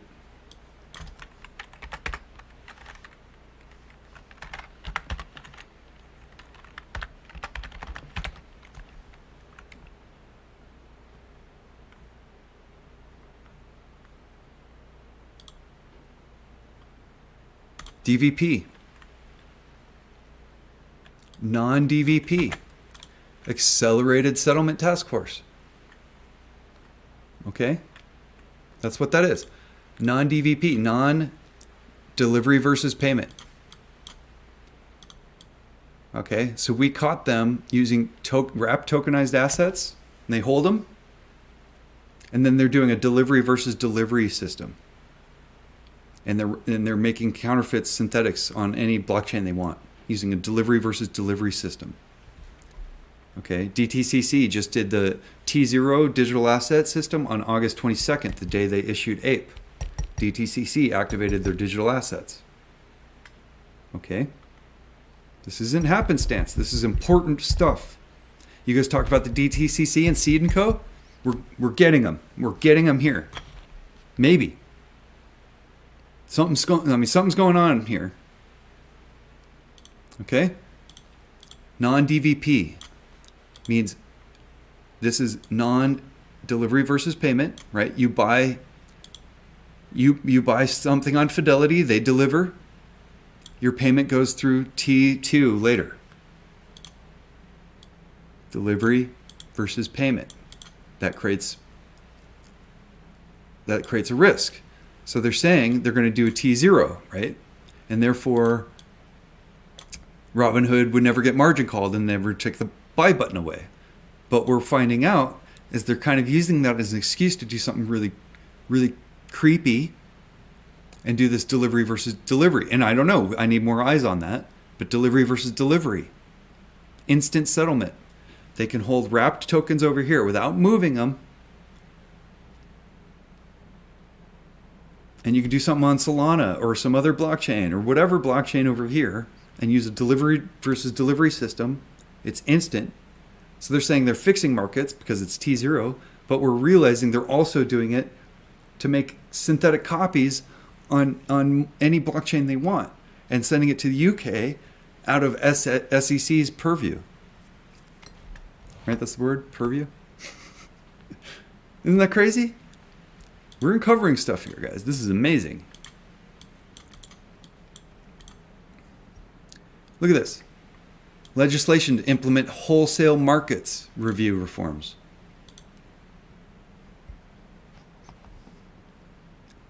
We've been bitching and screaming for 2 years, and they're gonna do all this. How amazing is this? It's absolutely incredible.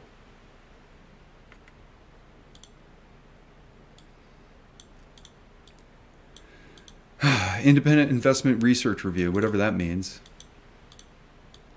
You know, I mean, come on. These guys own everybody. Commencing a review into reforming the senior managers and certification regime. Senior managers and certification. So they're going to let people, maybe, you know, crypto people that don't know nothing about finance, maybe they're going to let them into senior positions and increase bad management and increase risk into our markets. Committing to have, I mean, I'm basically going to determine that everything in here is bad. Okay, I don't think anything in here is going to be good at all. There's no supporting evidence that says anything in here is good whatsoever. Consulting in early 2023 on issues new guidance on local government pension scheme, asset pooling, pensions, assets pooling. I mean, they're messing with people's fucking pension funds here. This is some evil, bad shit. This is 2008. But knowingly, 2008 caught up on us. This is We want to introduce systemic risk into world markets because fuck all y'all. These people are sick. That's sick. This guy's sick. He's sick in the head. Whoever supported him is sick. This is like, that's sick. Okay. Increase the pace of consolidation in defined contribution pension schemes. I don't even know what that means. But it says pension, so that doesn't make me feel good. Oh, but I shouldn't feel, should I? From April 2023, improving the tax rules on real estate investment trusts. Right? Roll back taxes on all your fucking landlords. For my generation that's paying rent. Fuck them. Announcing changes to the Building Societies Act. Delivering outcomes to secondary capital raising review. Right? Because you got Citadel and Virtue coming in, funding TCIAP and Hidden Road and shit.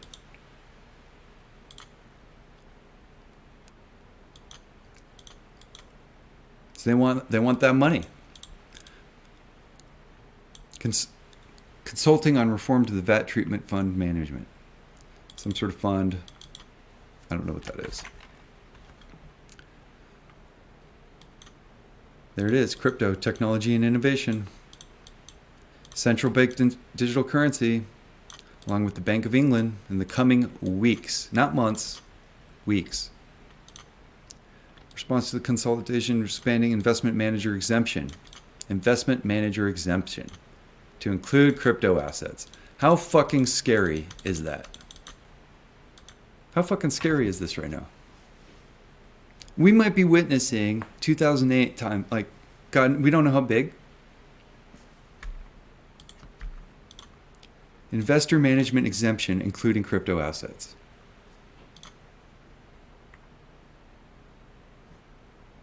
This is unbelievable. Do you think I'm the only guy talking about this right now? Like, seriously.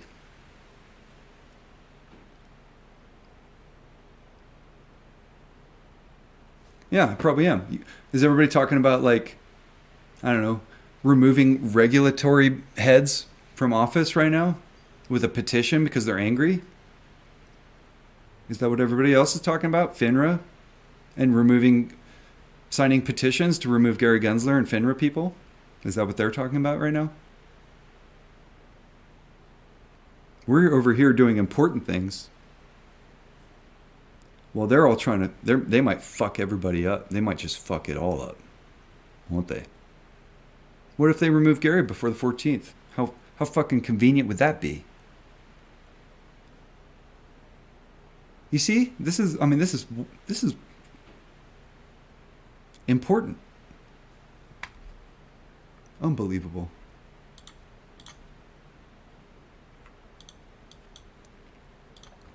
Implementing financial market infrastructure sandbox. The fuck does that mean? Sandbox. Working with regulators, market participants to trial a new class of wholesale market venue, which would operate on intermittent trading. What the intermittent? See, what does this even mean? Wholesale market venue. So internalizing orders, dark pools, IOUs, wrapped tokens that they don't have to move. They can hold it in custody and hold it as collateral. But yeah, you expose the underlying, and then you can make synthetic counterfeits on any blockchain you want. Street name, you know, wholesaling is street name.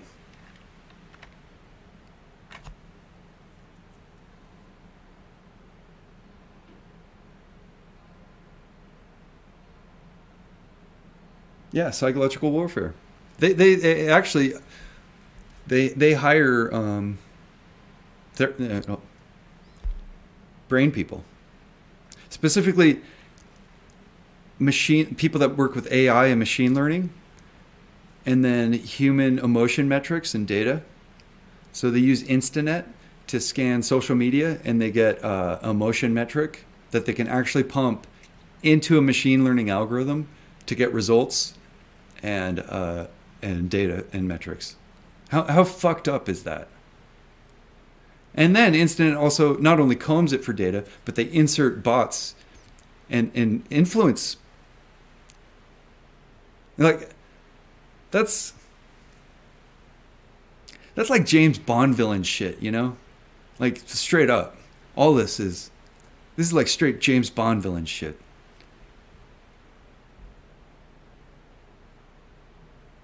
Right? And you know, if we do go to the moon, that's like, I'm like, first thing I'm doing, I'm getting a James Bond suit and a cigar. This guy's got style.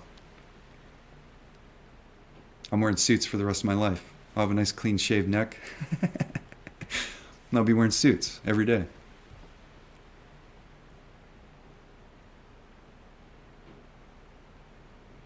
Oh yeah, my shares are worth so much to me. I'm never selling, ever. I got, these guys have no idea how much this stuff is worth to us at this point. Well, they do. So they'd rather crash the whole fucking world economy because they know that we won't, we fucking hate their asses for what they did to us. So what do? They're just going to destroy everybody. They come out on top on that. Have you ever heard the bad times are good times? People with money like bad times because they can buy up everything. You think you like the dip? You like buying the dip? If you crash the world, they like buying the dip. That's how that works. And that's truth.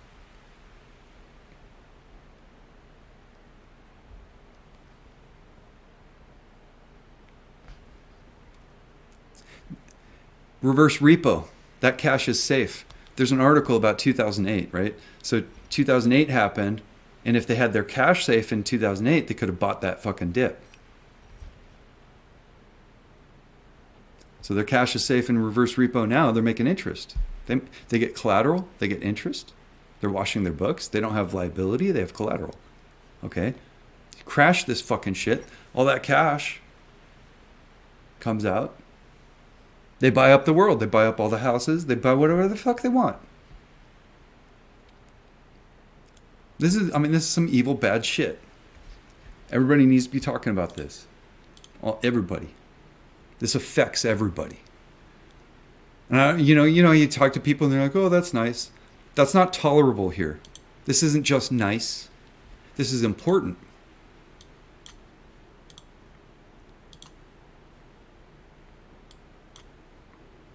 The Edinburgh reforms. That's what it's called. December 9th.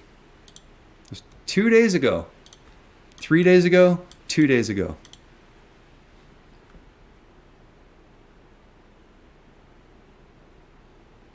And what did BlackRock say? What is BlackRock saying? Crash is coming. They all know. We don't know who's good or bad yet. We don't know who's exposed yet.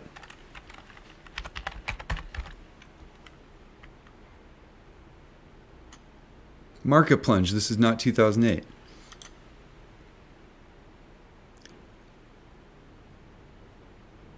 Bitcoin, Ethereum price a week ago.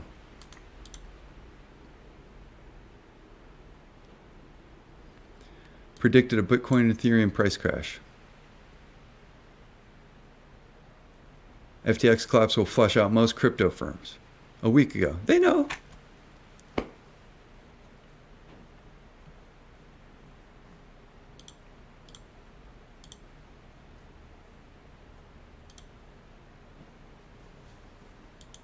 Everybody knows. And we're just not going to talk about it? News isn't going to talk about it?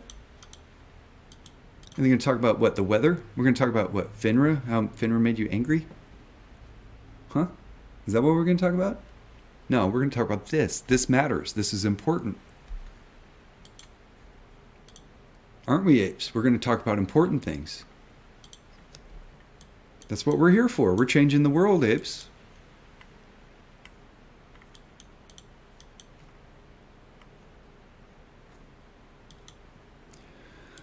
Delivering for consumers and businesses. The government will continue to work with regulators and industry to ensure the sector is delivering for people and businesses across the UK. Government is consulting on Consumer Credit Act reform. Laying regulations in early 2023 to remove well-designed performance fees from pension regulatory charge cap. Jesus Christ. Committing to work with FCA to examine boundary between regulated financial advice and financial guidance. Is this financial advice, everybody? Is it? No, it's not. This is DD. We're reading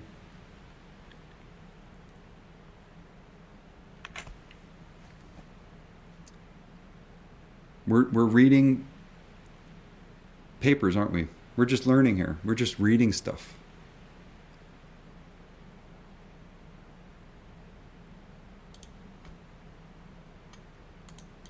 So what are they talking about here? They got so much stuff. They got shit stacked on shit here. They don't want us reading this. Published 9th. Boom. They released so much shit on the 9th. Financial services. UK Gov. I bet there's just so, like, you're going to see probably 30 things in a row right here, all filed on the same day. They either had this waiting or they're freaking the fuck out or both. Regulations surrounding billions of credit card purchases, personal loans, and consumer hire agreements. Personal loan. Government's intention that this reform will facilitate innovation in the credit sector and increase accessibility to credit products, contributing growth in the credit. They're gonna insert this into our credit market. If it's not broken, why fix it, right? What's going on here? They're going to digitize it. They're going to expose it to all this stuff.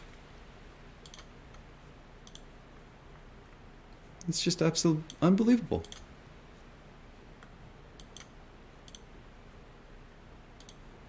Consulting the UK, retail central bank, digital currency. Edinburgh reforms. Here's the sample letter to companies regarding recent developments in crypto asset markets. Okay, they are going double time here. It's been only a month since FTX. SEC is working their asses off right now. They're probably not sleeping much. Okay. They're busting ass. It only took them 4 weeks to do this. Okay. SEC is moving fast. That's really fast. Things are hot. Things are happening exponentially by the day right now. We don't know when any of this is going to happen. Like, things are moving fast. This is happening right now. This is active. This is an active scene. Game is on. December 8th, December 9th.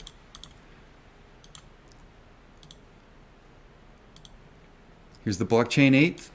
Here's the guys. This is the actual letter of them telling Gary Gensler to stay away from crypto. You'll see these names come up. Put pressure on these guys. These are bad people. These are the same people saying Gary Gensler didn't do enough and they want Gary Gensler out. But these are the same people that told Gary not to do anything, to stand down. Okay, these guys, they're compromised. This guy's compromised. Senator Loomis, with her fucking bank, is compromised. Money's powerful.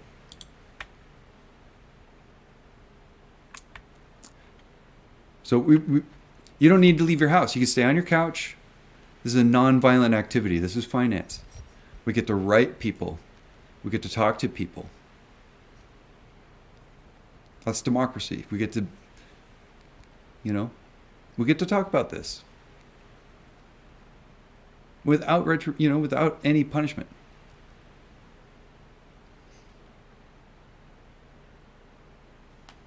I don't want to talk about MMT. I never even heard of that company until 2 days ago. That's a big red flag for me. That says bots, that says Instanet, that says Kool-Aid. I don't want to touch that issue. I've been in AMC and GameStop for 2 years. I shouldn't be hearing about a company a day before this. I shouldn't. I don't care about that company. I don't care about that drama. This is important. This right here. We're not looking over there. We're looking at this. I never heard of that company until 2 days ago. Okay? Don't fall for that. What matters with that company? Now you're angry and you want to write a petition to get a regulator out? Make that fucking make sense. Don't drink that Kool-Aid. If there's something there, we'll figure it out. We got time with that. Okay? But we're focusing on this right now. This is important. That's an anger thing. We don't know what that is yet. I don't trust that. I never heard of that company until 2 days ago. This matters.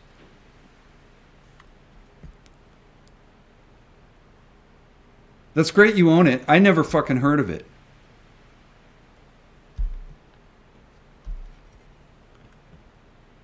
And I've been following this stuff hardcore. Why is that all popping up in my feed in the last 2 days? Huh? Great. You own that? Stay in your lane. Don't bring it over here. I don't trust it.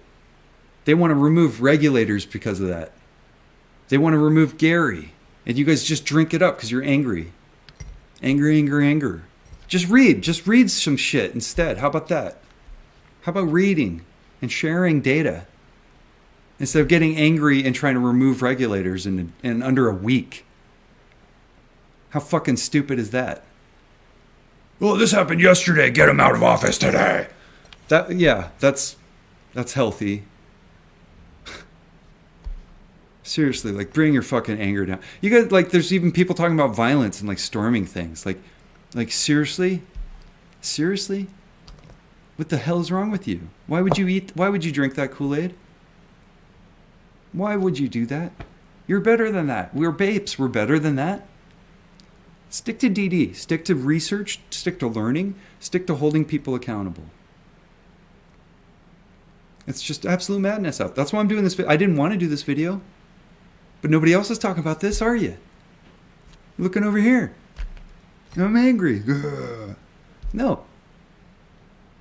This is important. This is one of the most important things that's ever going to happen in your life.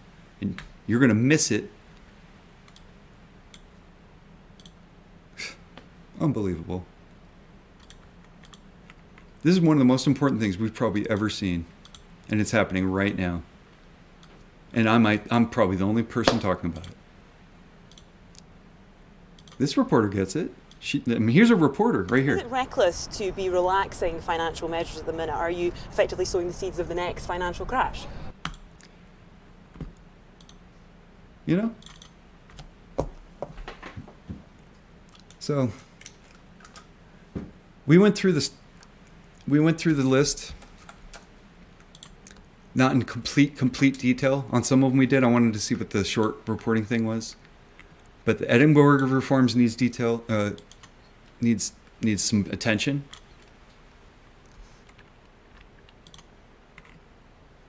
And this financial services market bill needs attention right now.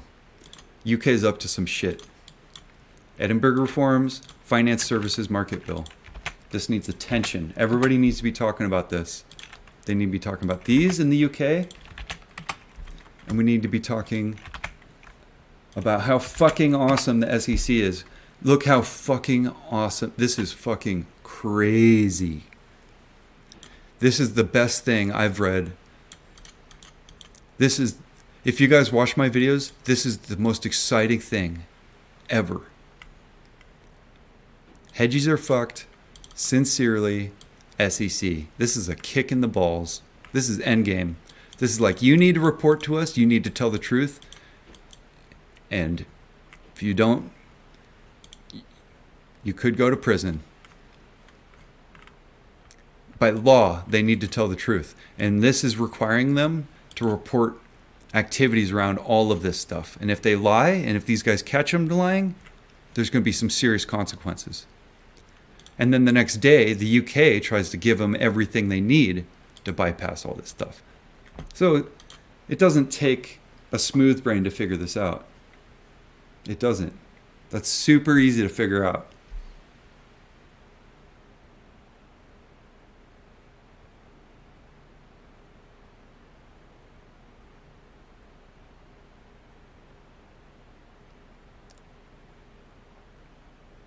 Again, I mean, I don't know what you guys are arguing about, but it's nothing important, is it? Is it? Let's stay focused, guys. We've got to stay on these important things. Let's share this. Let's share this.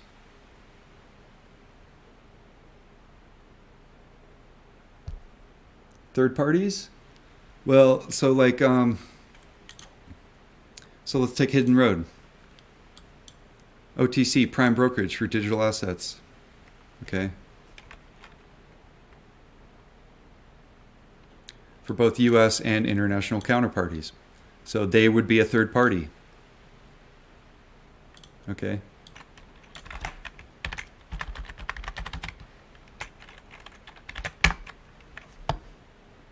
So they want to roll back reporting requirements for firms like this.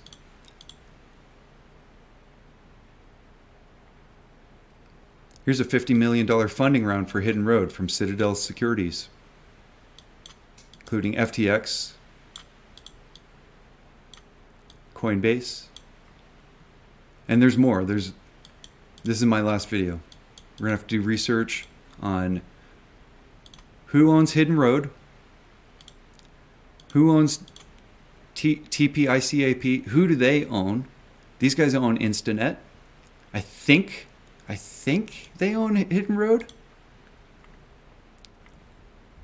Let's check out TPICAP a little more here.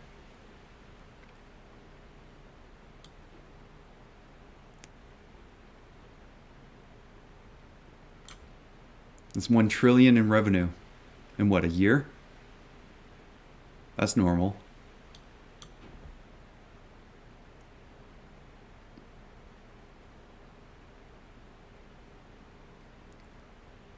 Occupational pension schemes? Oh my God. See what I mean? They're playing with people's pensions here. This shit isn't cool, man. Not cool. But these guys bought Instanet. Instanet is infiltrating bots. Instanet is combing our social. Instanet is in the lawsuit for the spoofing right now.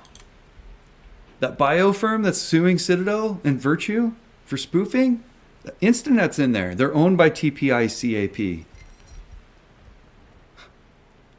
There's probably Instanet bots in our messaging right here. Some of you are probably Instanet bots. We don't know. That's why you can't bicker about this stupid shit. You got to stay focused and do your own. You got to read these yourself. You need to read this yourself because you don't know who you're talking to or what you're talking to. In fact, you don't know what's extracting data from your dialogue there. Like, this is some Bond shit, man. Look up Instanet. With an I. And Nomura. And what's up with Nomura? Like, they had a big thing, what, in 2021? They had something weird. And I saw some shit in some charts, and I couldn't find those charts again. But, like, you know, like, you read, like, reports, and then if you see a chart going to, like, deep in the negative on the Nomura, what happened with Nomura, guys? So Nomura is an Instanet company, but TPICAP owns Instanet. There's a big web here, man. But let's check out Instanet. A Nomura company, right? They're China, Nomura. 50 years, imagine. Agents of change. They call themselves agents.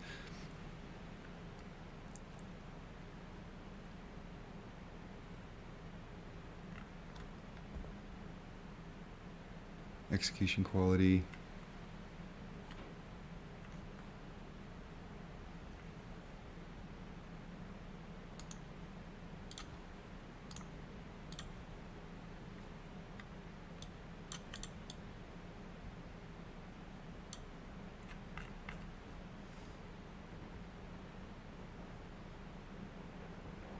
Here we go. New York, London.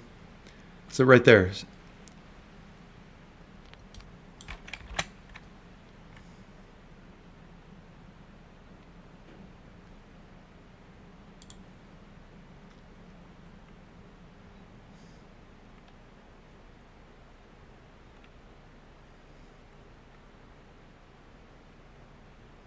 Those snug little fucking smiles.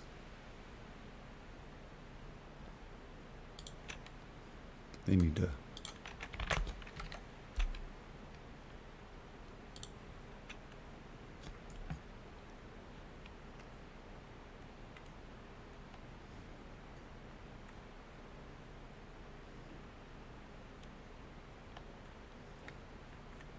Stant Holdings.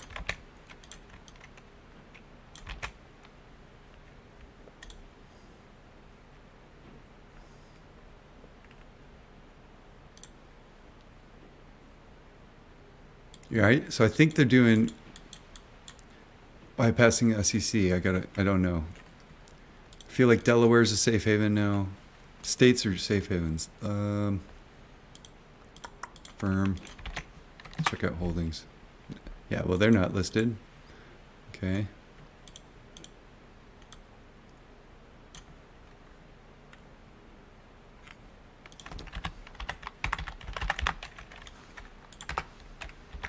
I want to know more about Instinet. They're in the actual court case. That spoofing case.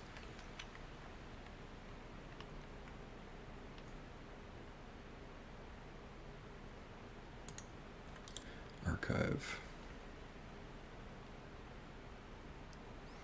Why can't I find the Edgar ever? SEC Edgar. Because they might not be on the new Edgar, right?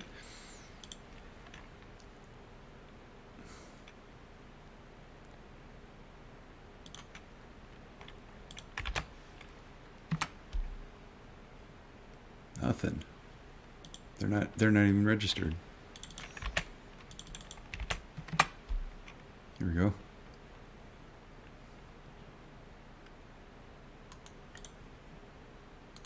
I've never heard of Focus Report.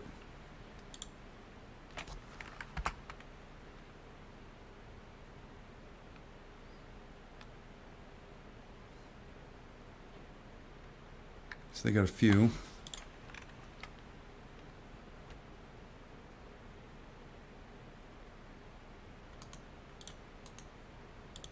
Audited and unaudited. That's weird.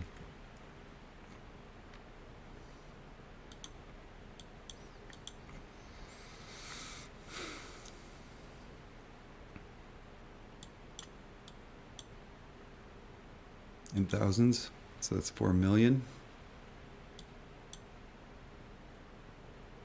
Securities borrowed 100 million.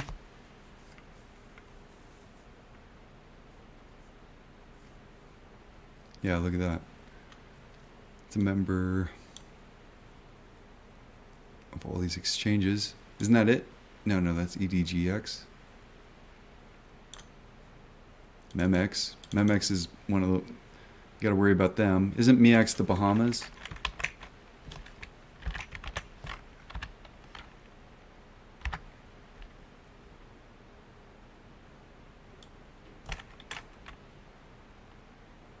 Says New Jersey.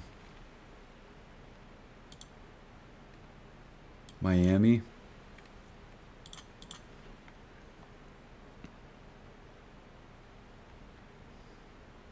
So it looks like they're trading.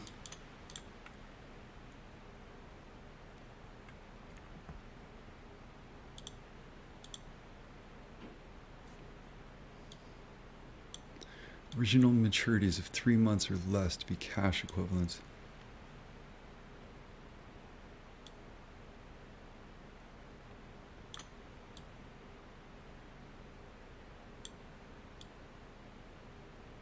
Whoa. May exceed federally insured limits. Valued based upon quoted net assets, security value instrument. Restricted cash, 5.8 million of restricted cash is fully securing 3 letters of credit.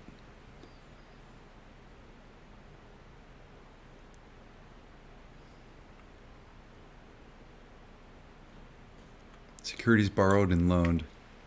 Securities borrowed and securities loaned are financing arrangements collateralized by U.S. equities that are recorded amount of cash collateral advanced or received in accordance with AS.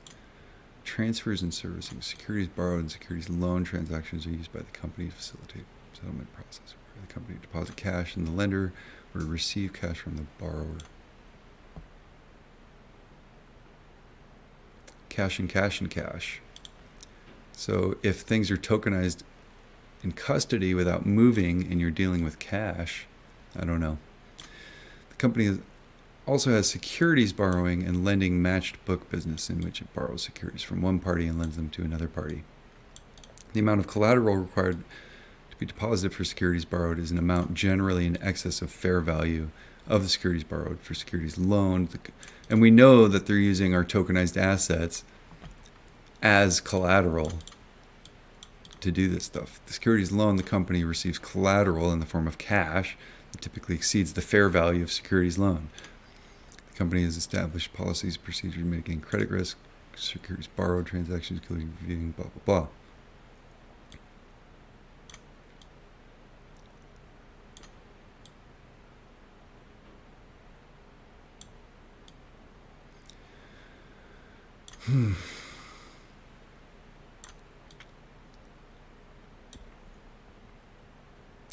But these guys are in the lawsuit against Citadel and Virtue. Derivatives. From time to time, the company forward foreign currency contracts. What do we find it? Forward? You know what forward means? I learned this last time. Like a forward swap means you can set an alarm clock on it to activate it. It could just sit dormant. And so it's a forward swap. So you could just be like, you know what? Like activate it in 3 months. You could like put this thing here, start a contract and say, just activate it in the future. I don't even know if you need to put a date on it, actually. I think you just hold it there. I think forward foreign currency contracts to facilitate customers settling transactions with various currencies. Company enters into forward foreign currency contracts with third parties. Terms generally identical to customer transactions. They're mitigating its exposure to currency risk. These typically do not extend beyond 14 days. All derivative instruments are presented in their fair value, whatever that means. At December 30th, 2022, the company recorded 51,000 receivable for broker dealers, clearing organization, 51,000 payable broker dealers. The notational of open contracts amount to 22 million.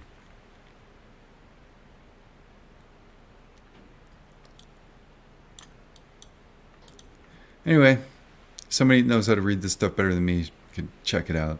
But these guys are in the hot plate, or on the hot seat.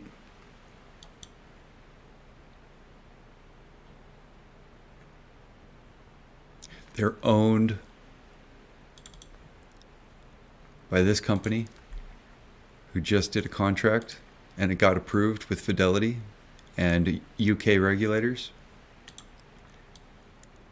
And their own, and so, I mean, it's just all tied.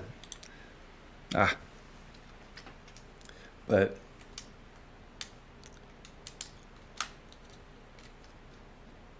my videos slow way down when I start doing real-time digging like this, so I'll spare you guys. I said what I needed to say. Start this video from the beginning. I'm trying to get a battery in. Out of batteries. You know, start this video from the beginning and see the juicy bits. Everybody needs to talk about it. Everybody needs to share that information. I start this video strong. First 10 minutes or so. We need eyes on it. Yeah. So please restart this video. I get into it in the first 10 minutes. After that, we're just digging. First 10 minutes of this video, fucking hit it. We need eyes on this. We need to share this data. Amazing, like, you know, good news and bad news. Good news is SEC's like endgame shit. SEC's coming down. Bad news, UK is doing some fucked up shit. SEC did it on one day, UK did it on the other. We're seeing some shit. It's historical shit. And it relates to us and all of us and our markets. All of it. You guys worried about 2008? I'm worried about 2008. And that, like, bigger than 2008 crash. Like, we're talking a crash of our world markets type of like movement. And if you want to get it, start this video. I get all of it in like the first 10 minutes. After that, we're trying to figure out what's going on here.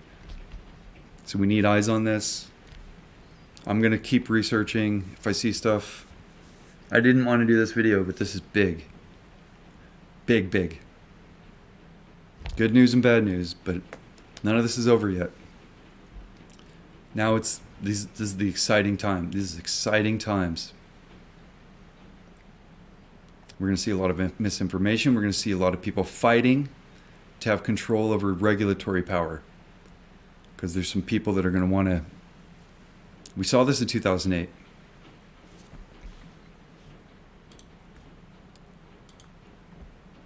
Politics and legislation, they're going to be fighting over this.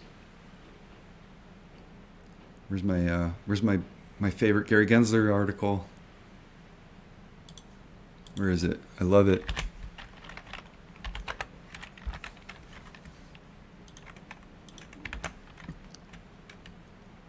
Here's a recap in 2008. I start this video with a documentary on 2008. I recommend that one. It's a Vice documentary. Recap on some history. Okay, check out this Vice video on the 2008 crash. Understand a little more about the 2008 crash. Okay. The operation closed down the money accounts and a money market account September 15th. Here's the facts, and we don't even need to talk about these things. On Thursday at about 11 o'clock in the morning, the Federal Reserve noticed a tremendous drawdown of money market accounts in the United States to the tune of $550 billion was being drawn out in a matter of an hour or two. The Treasury opened up its window to help. They pumped $105 billion in the system and quickly realized that they could not stem the tide. We were having an electronic run on the banks. Okay? If you guys followed all this stuff, that's what crypto does. These wallets, it's automated liquidation. Sam was talking to CFTC. He wanted to do 24/7 stocks with automated liquidation. Okay? That's systemic risk. This stuff starts running. It's a computer. It just goes and goes and goes, and then you can crash. You can crash an entire country in under a day, probably. And so SEC's jumping on this. Okay. Either they're watching this channel or they're getting reports, but they're jumping on this. Okay, they're doing their job. UK is rolling all this back. They're introducing all this risk into not just their market, but world markets. If this is as big as we think it is, that is one of the scariest fucking things I've ever seen. Ever. James Bond shit. And they think they're going to kick somebody in the balls or like they're going to come out. No. They're going to hurt millions and millions of people. Because what? They're greedy? We need eyes on this. We need journalists on this. We need everybody on this. This is big. This is one of the biggest moments of my life. And that's why I'm here having to share this with people, because I have got a song over there, a really good song that I want to share with the world. But that's not important. This is important. I want to be playing music and having drinks on the beach and dancing. That's what I want to do with my life. Okay? But I can't. We have to focus on this. This is important. So, yeah. Anyway. I want to say this is my last one, but like, man. I can't say that. There's just so much happening and nobody ever seems to be talking about it, so I have to. I don't know why. It's like pretty easy to find this stuff. I mean, it's publicly posted. So, but whatever. Whatever, I'll do it. I'll share it. I put so many links in there. You know, I've seen people, I'm actually seeing like influencers taking credit for my shit. Whatever, that's fine. I don't care. Get the word out. Do it. You know, if you want clicks, get your clicks. But spread the word. I'm not here for clicks. I don't care about that. I'm trying to do good things with my life and help people. This shit's important. Okay, and if you're gonna share it, don't twist it. Report. Help people. Let's help people. Okay. I love you guys. Jeez. How am I on coffee? I got coffee. Cheers. Coffee's my spirit animal. Well, let's end this up. We can let's play some music. Should have been playing music the whole time. I chill out when I play music. Not that I should have been chilled out for this. Let's go back to my... You guys check out my Greek gods yet? If you guys need... If this stresses you out and you need to calm down, you know, I got a whole bunch of music for you. Here's my Greek gods. I'm really proud of them. Anybody got a favorite Greek god? We could do Ares, god of war. That's mine. That's me.